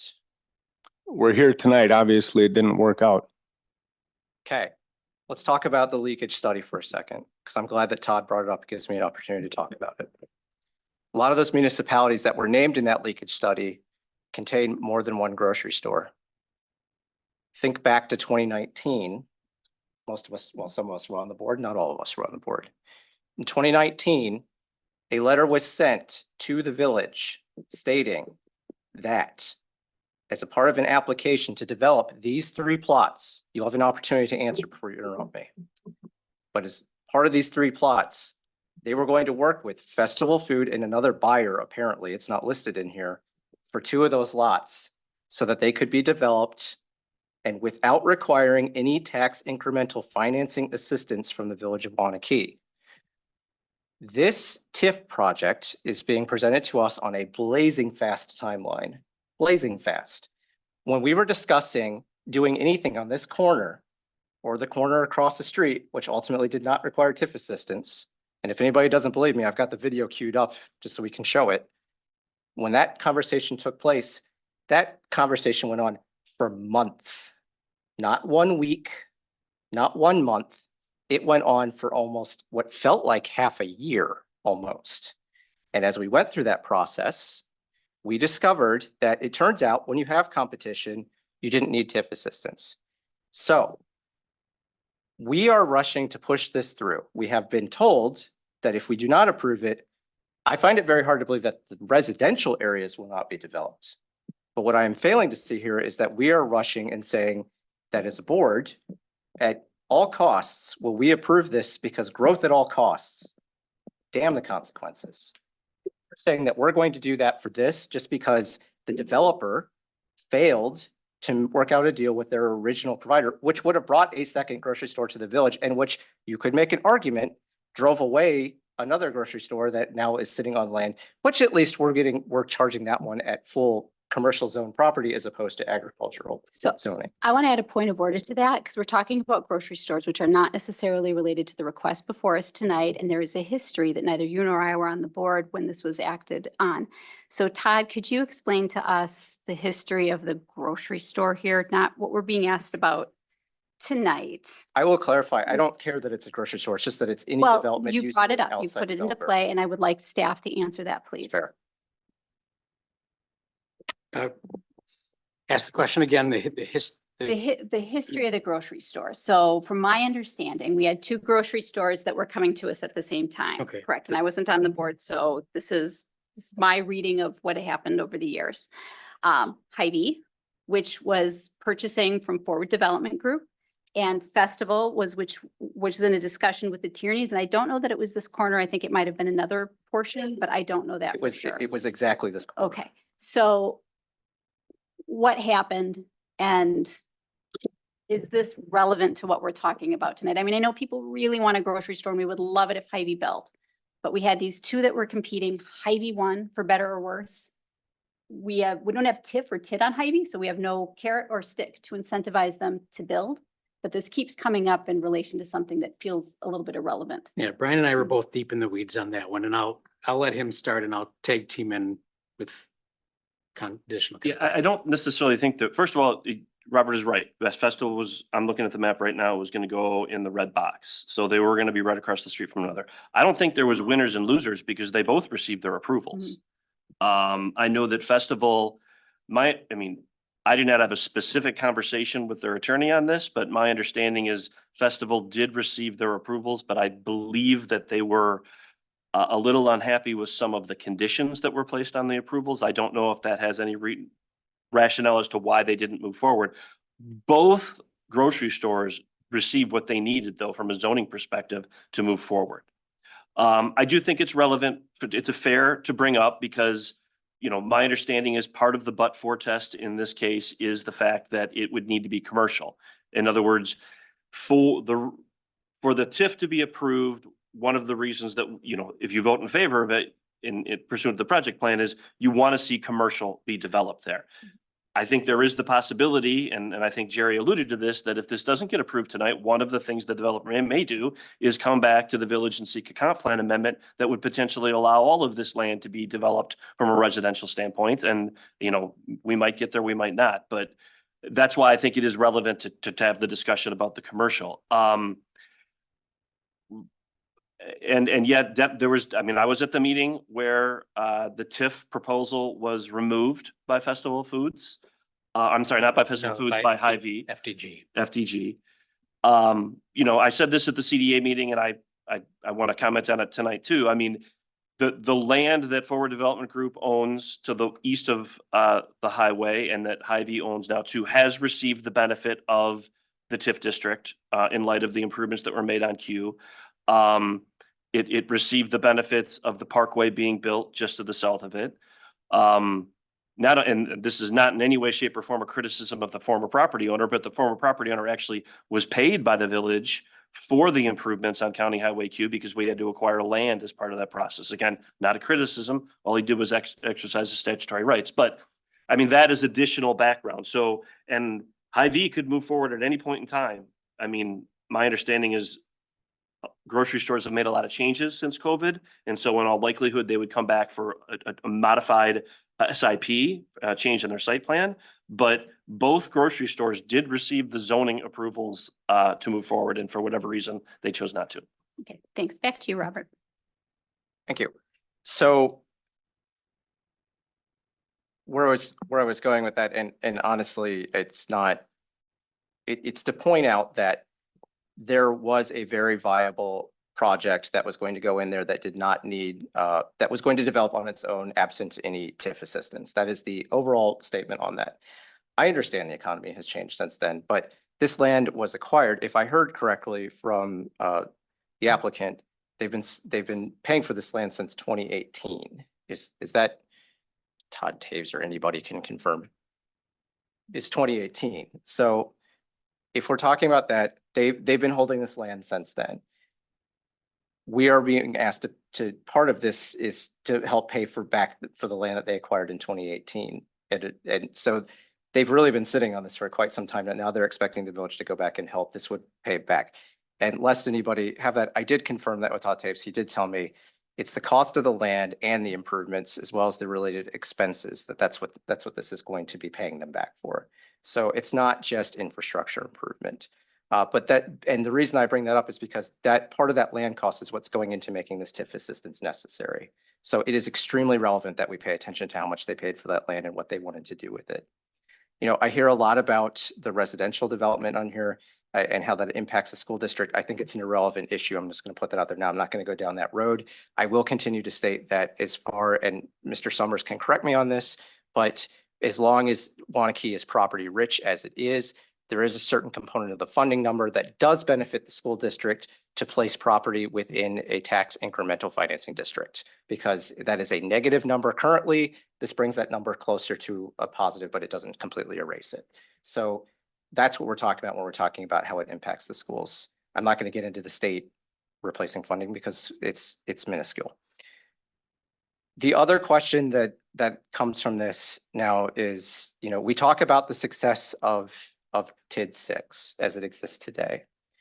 The concern that I have with this is that if you've worked in financing, you don't have to work in financing. If you go to the grocery store, inflation has hit everything. The value of homes have gone up a lot. I asked a question to Mr. Taves. I said, is it possible that this great success that we see in this district is related to the fact that property is just worth more now? You have to remember TID 6, I know it's not up there.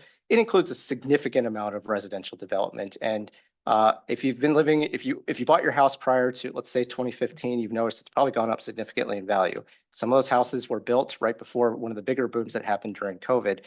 Their value has gone up. So I asked the question, and he did say, and he said it was speculation, to be fair to Todd, but he did say that the value increase within the district isn't necessarily, it could have been based more on economic factors than vertical building. So actual buildings going up. The reason I bring this up is because once again, we're faced with this issue of we're setting aside land because we want to spur development, but in the area that we already wanted to spur development on the Q corridor, we're not seeing, I think, the development that we want. With no disrespect to the pet store, with no disrespect to Buck and Honey's, I was just there on Friday, so I clearly enjoy going to Buck and Honey's, but there's not a lot of shopping and things that you can do within TID 6 as it is today. It's just, it doesn't exist because, again, in that original GDP, I believe, I'm probably getting my terminology wrong, but in that original plan, there was a shaded area that said we would put, again, a grocery store in there of some sort. These things still don't exist. People are still going to leave. So, you know, there is not a lot that I can see on this that says, wow, we really need to rush to approve this and have this in there, because as those houses fill in, you know, there is a really good chance that a commercial developer will come along and say, I want to be on that corner, and then they can work with the applicant and they can do it without TIF assistance. When it comes to doing improvements to the road, I think it's our responsibility as a municipality to pay for the things that we need from the municipality, to not put it off on future generations by putting it into tax incremental financing district just because we don't want to pay for it today, or we don't want to stomach the cost of doing some of these improvements that are needed today. I will continue to state as well, as a parent, I find it very hard to believe that children ages 5 through 8, 9 are really going to be crossing Highway Q. It's unless, again, continuing to say that that highway is too dangerous for kids to walk across. I don't care how many, unless you're putting it in a elevated bridge where it removes them from that road. I do not see how these improvements are going to be to that benefit. And finally, because I keep hearing it a lot, we talk about, every time we talk about the east side of Q, I keep hearing, well, they benefited from the TID. They benefit from the TID. Guess what? This is going to benefit from the TID too. This is not that benefit that they got on the right side. They're going to get it on the left side. I think that the applicant should go back, sharpen their pencils, speak with some more other groups that would maybe want to develop that. Or as is their want, they can attempt to do a comp plan change if they are feeling, I don't know, spiteful over that. So I'll end my comments there. Thanks. Tricia? So it's no secret I disagree with Robert. I just do. I think a couple of things. Oh, shoot. I'm usually really good about that. Everybody didn't get to hear you saying stuff about me on mic. I mean, we agree on some things. We know we don't on this one. So I'll respect and I appreciate the points. My perspective and to Sam's point, and I think Aaron commented on it, that is an ideal corner. So to be able to have somebody hold that for commercial development, which may not take as fast as the residential, it's definitely not as easy to do. And it requires the higher specifications, whether it's for the roads or the landscaping or the setbacks, the parking, whatever it might be.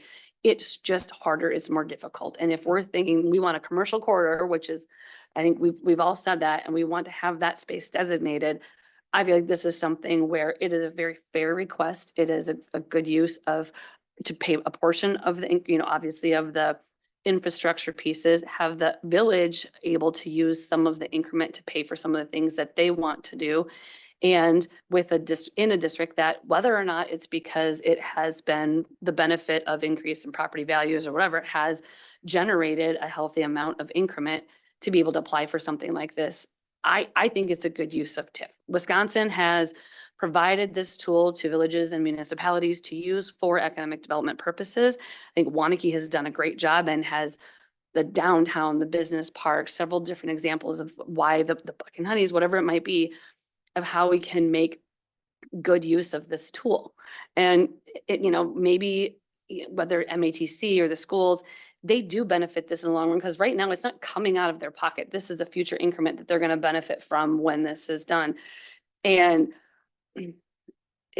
it's like a tax credit. Like if there was a tool out there that you could take advantage of personally, or a certain kind of loan program or whatever, maybe it's not fair to everybody across the board, but if it's available to you, I would think most of us would try to take advantage of that. And I think that's where the TIF tool comes into play on this. I absolutely think, just based on the fact that this could be residential, and that's what, again, going back to what I said on Wednesday at CDA, Don hasn't asked for a lot from the village, and I would argue that he has given a lot more back to this community than what he's asking for here.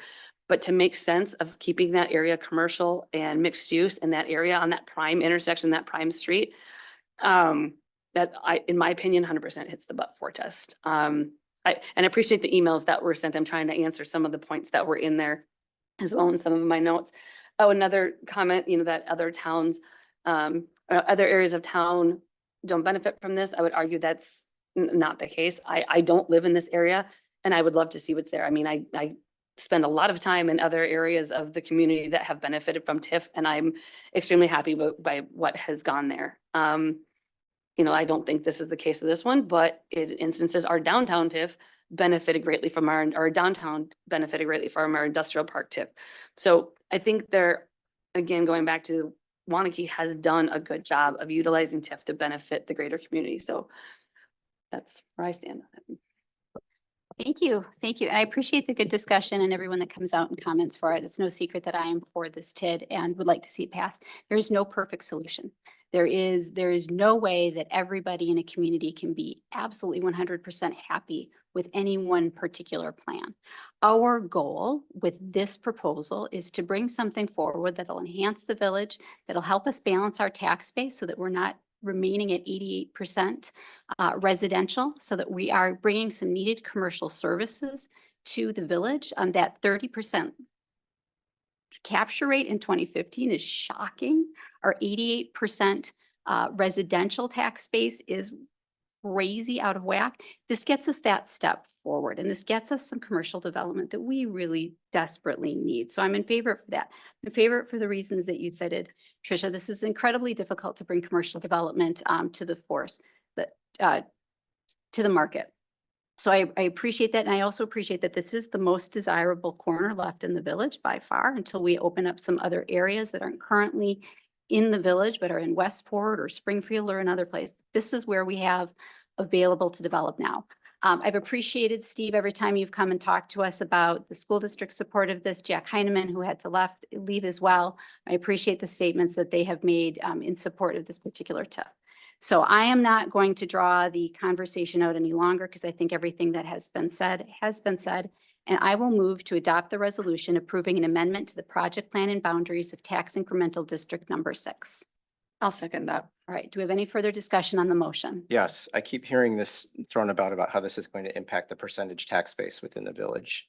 There's a lot more land on there that's anticipated to be residential. We're assuming market rate, probably houses that go to the $8 to $1 million range, given how, if it's going to copy how Kilkenny currently is being done. We keep stating that this is going to make that number better on our commercial to residential tax ratio. Are there any numbers that support that, or is that just, that's what we feel is going to happen? I'd say the alternative is that this comes back as all residential, and then that will pull it further out of whack. That's not what I asked. I asked, is there any analysis that's been done that would show what the end result would be based off of the projections from Elders? There is no analysis that has been done that shows that it will one way or the other sway. Thank you. So, yes. Any other questions? All right, seeing none, all in favor? I'll call roll call. All right, roll call vote. Nyla Fry, No. Tricia Brown, Yay. Sam Kaufman. No. Krista Rungy, Yay. Erin Moran, Yes. Joe Zisselsberger, Yes. and Robert McPherson. No. All right, thank you all very much. I appreciate it. We will move on. Staff, community members, everyone that spoke on this, it's been very much appreciated. It's a contentious issue as always. Could we just do, I know there's people in the Yes. back who are here for the next item. Yeah. Could we take a recess? Let's do a 5-minute recess. Especially for those who might not be interested in the next item. Yeah. If you could perhaps clear so others can come in. I will turn off my mic. All right, thanks, Jared. And we are now down to our last item on the agenda, number 5. Discuss and take action on Town of Springfield, Village of Waunakee intergovernmental agreement. Presentation to you, Brian. And so this is noticed as a potential closed session, but we're at a staff level prepared to discuss an open session, and then it'll be up to you all as if there are certain questions you want answered. We'll cross that bridge when we come to it. If you recall, and this is in the memo back in December of 2021, Waunakee and Springfield approved a intergovernmental agreement, much of which is tailored towards boundary issues. And I think it would be safe to say that a lot of the language that is in that 2020 boundary agreement was a carryover from the prior intergovernmental agreement that the two municipalities had. Recently, the village and the town received some correspondence from property owners who I think are located in the town. And they questioned whether or not the public hearing was held at the joint meeting when the town and the village approved it in this room. And when we looked back at the meeting minutes, and I think, I don't want to speak for town staff, but I believe they looked back to, it was determined that there was not a public hearing. And holding the public hearing is a requirement within the statutes.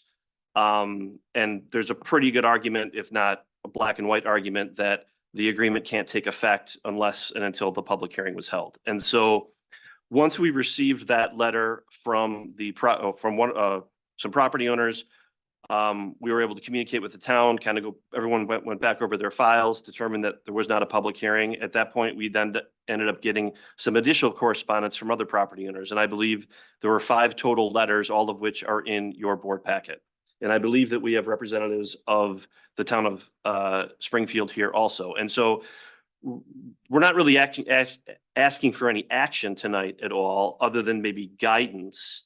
And it really is, how do you want to move forward? The letters from the town residents, and let me back up a second.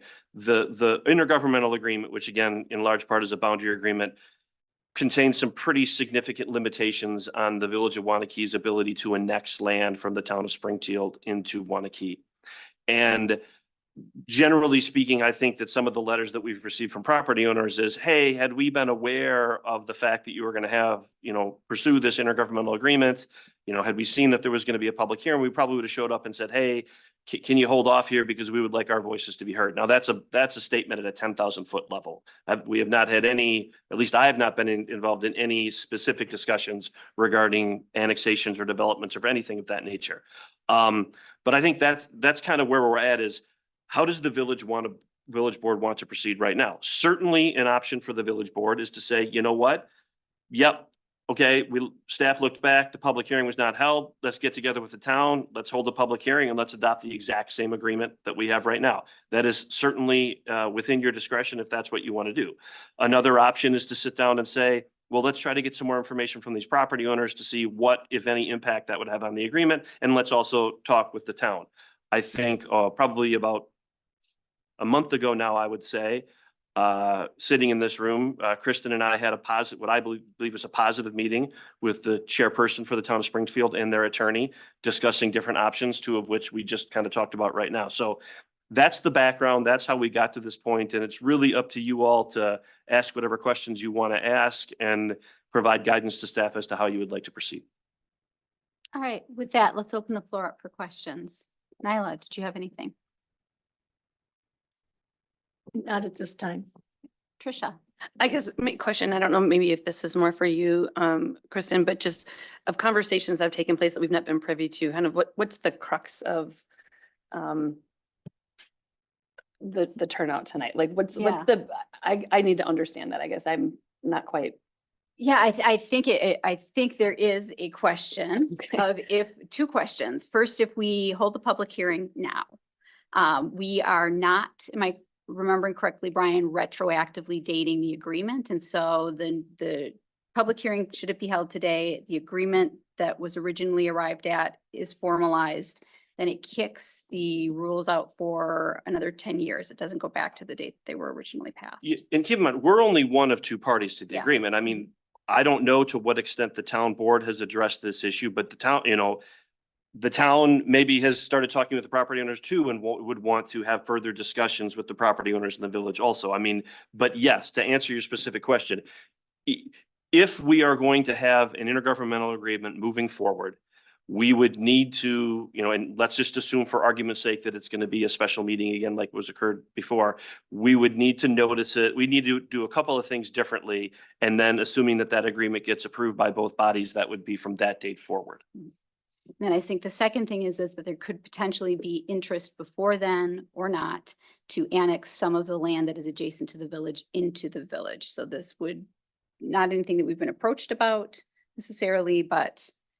Yeah, and I think that goes a few layers deeper than I'm aware of. I mean, what I've heard so far would be more so that the property owners want to work with the municipalities in conjunction with to the extent that there's going to be an intergovernmental agreement. I have not heard anything to the effect of, let's try to annex some land now before something happens with the argument that the current agreement is not effective. And then the third thing is, I think that the people in the room, am I reading the room correctly? This affects the land that you own, or land that's adjacent to land you own. And so what we're discussing here tonight and what will be discussed at Town of Springfield, as we are kind of working through what to do next, is directly relevant to your own lives. Yeah. So interest, formal hearing, and a new agreement that might be 10 years. Okay, and I appreciate that. I think the letters that were submitted by the landowners are helpful and appreciative. I just felt like there's maybe a little more backstory that I didn't understand. So thank you. Yeah, you're welcome. Sam. Brian, I agree with, renegotiated agreement. I want to thank you all for waiting out there. I hope you all had fun out there during our very hot meeting. A little awkward. Yeah. I would like to ask, so say, when it comes to a new agreement and say there hypothetically is an annexation, proposal like that, does the comp plan have to be amended before the agreement takes place? Is that required? Or or can we change that later? I think that, I think I think the answer might be, it depends Okay. on which land we're talking about. Depending on the land, it may be that you would actually want to run a comp plan amendment essentially parallel with the process, the negotiation process. But I think we need to get more information about what's being proposed, to be able to more clearly answer that question. Thank you. Aaron. Yeah, I think that we should do this right if we do this again. I would love to hear more about what's being visioned, and make sure that we are asking the appropriate people and the people affected what they want to see. Yeah, I think there's good bits in what we have and there was good intent, but I think new ideas can be good. And if we can have something that works better for the people impacted, then. All right. Thanks, Aaron. Joe. I think this gives us a chance to go back, revisit, improve, whatever may have, happen along those lines. So I think it makes sense for us to take the time to do that. That's all. Robert. Nothing additional to add other than we need to do this the right way. So it's clearly we did not do it the right way. So let's just do it the right way and give everyone a chance to come and have, their hearing and be heard as they have the right to do. And then for the, fortunately or unfortunately, it's a little bit different village board than the last time this was on there. So probably gives an opportunity to have more discussion that didn't occur then. All right, so what are our options, Brian? We can hold a public hearing, or do we revisit the intergovernmental agreement, or yes to both, or?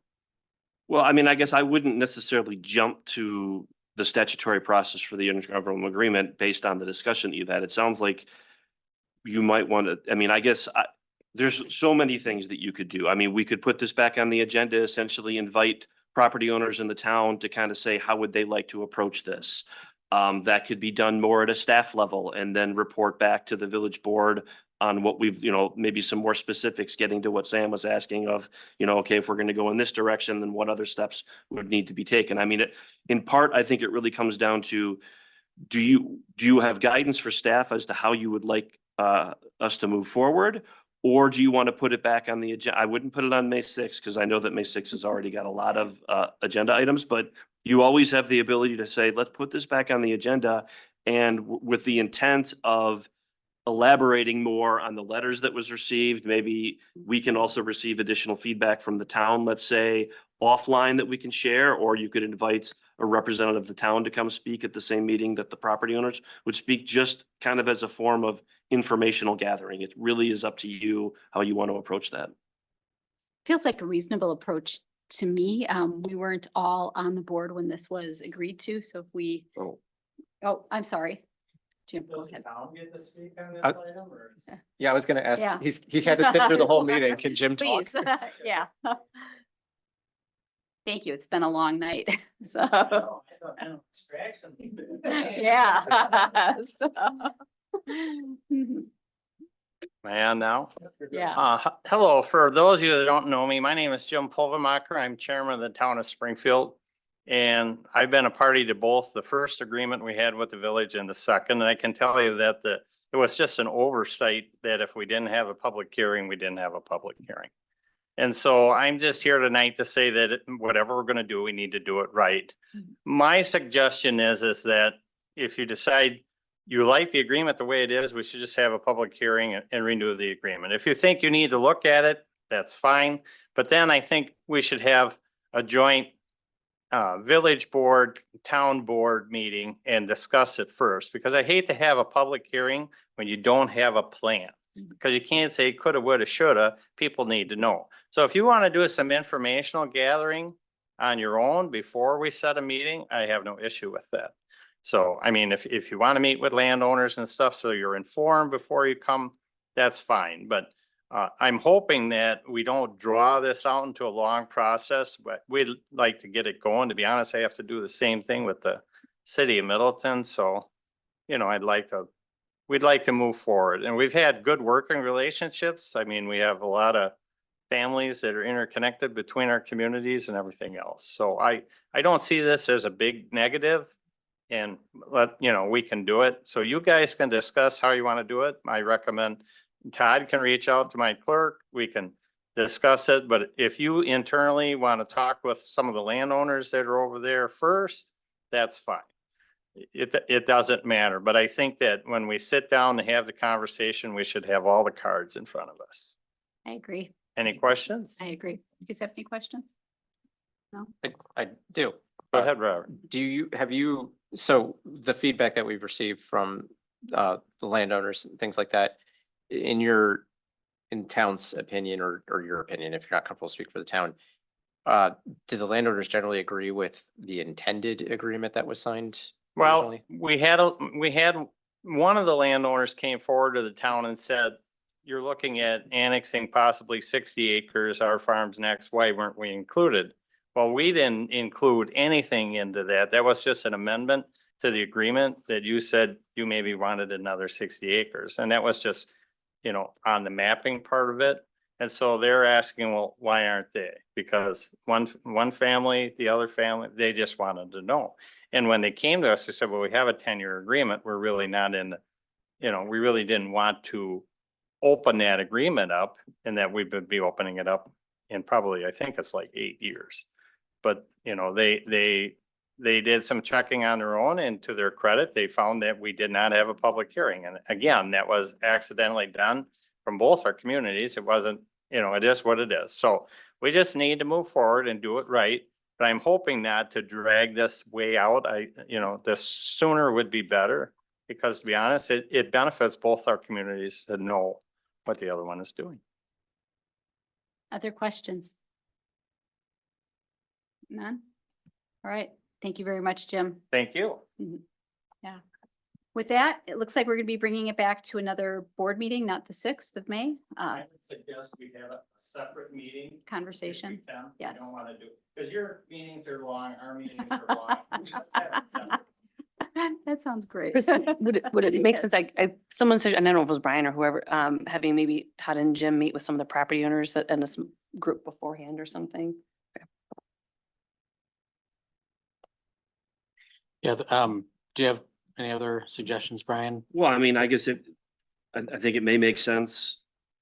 You can certainly have a staff level meeting with property owners to try to kind of narrow the scope of the discussion that would allow potentially a more fruitful discussion of the village board member at your village board meeting at your second meeting in the May, with the idea of then trying to schedule something joint with the town. If I understood the town chair's comment correctly, that first joint meeting might not necessarily be holding a public hearing and doing the agreement. It's okay. Now, village, you've received these letters from the property owners, as has the town. You've received some initial feedback. Let's sit down and talk about, okay, what, if any, changes do we want to make to the documents at that first joint meeting, with the idea of scheduling something in the, assuming that everything is moving forward, scheduling another joint meeting at some point in time in the future where we do have we have an agreement that the town and the village are okay with based on all of the new information that you would have, and, then holding the public hearing and adopting the resolutions and moving forward. I understand the town's desire to, try to resolve this issue quickly, but it also seems like we've got letters from 5 different property owners, and, one of the reasons to do maybe the staff level meeting is to narrow the scope so that the discussion at your next, when this comes back to you, is going to be a little bit more targeted. And we also have elements of the comp plan potentially in play here, which I'd also add brings in our plan commission by procedure into the process as well. So there may be an appropriate role for the plan commission to play in generating an advice perspective for the village board to take to its meeting with the town board. So And there's a language in the agreement, I believe, that effectively says neither of the bodies are going to amend their comprehensive plan in a way that would be inconsistent with the intergovernmental agreement. Now that's language that can always change because there are certainly boundary agreements out there where it's not expected, for example, and I'm just giving examples, but it's not expected that land's going to be annexed tomorrow. It's going to maybe be in the future. And so you provide for the flexibility within the intergovernmental agreement / boundary agreement, but then pursue potentially amending your own comprehensive plan at a later date when you have a better idea of exactly how you may want to amend it. All right, so we will bring it back in May. We're gonna need to narrow the scope before then. Meet with homeowners or map it out. Jim, you and I will probably have a couple conversations about what this looks like going forward. Yeah, sound good? I would suggest we have a meeting like we had last time with, Mhm. you know, just you and I and maybe our legal and then, Mhm. so that I just want to make sure we don't make any more mistakes. Yeah. Sound reasonable? Sound reasonable? Okay, I don't think we need a motion for that, do we, Brian? No, all right. Todd, does that sound like a good plan? Okay, all right. Thank you guys very much. We appreciate how much you care about the community. So. Last item on the agenda then, do we have a motion? Motion to adjourn. I'm sorry. Third. All in favor? Aye. Who made that motion and who seconded it? Because there was like 4 of you. Unanimous motion. Sam. Seconded.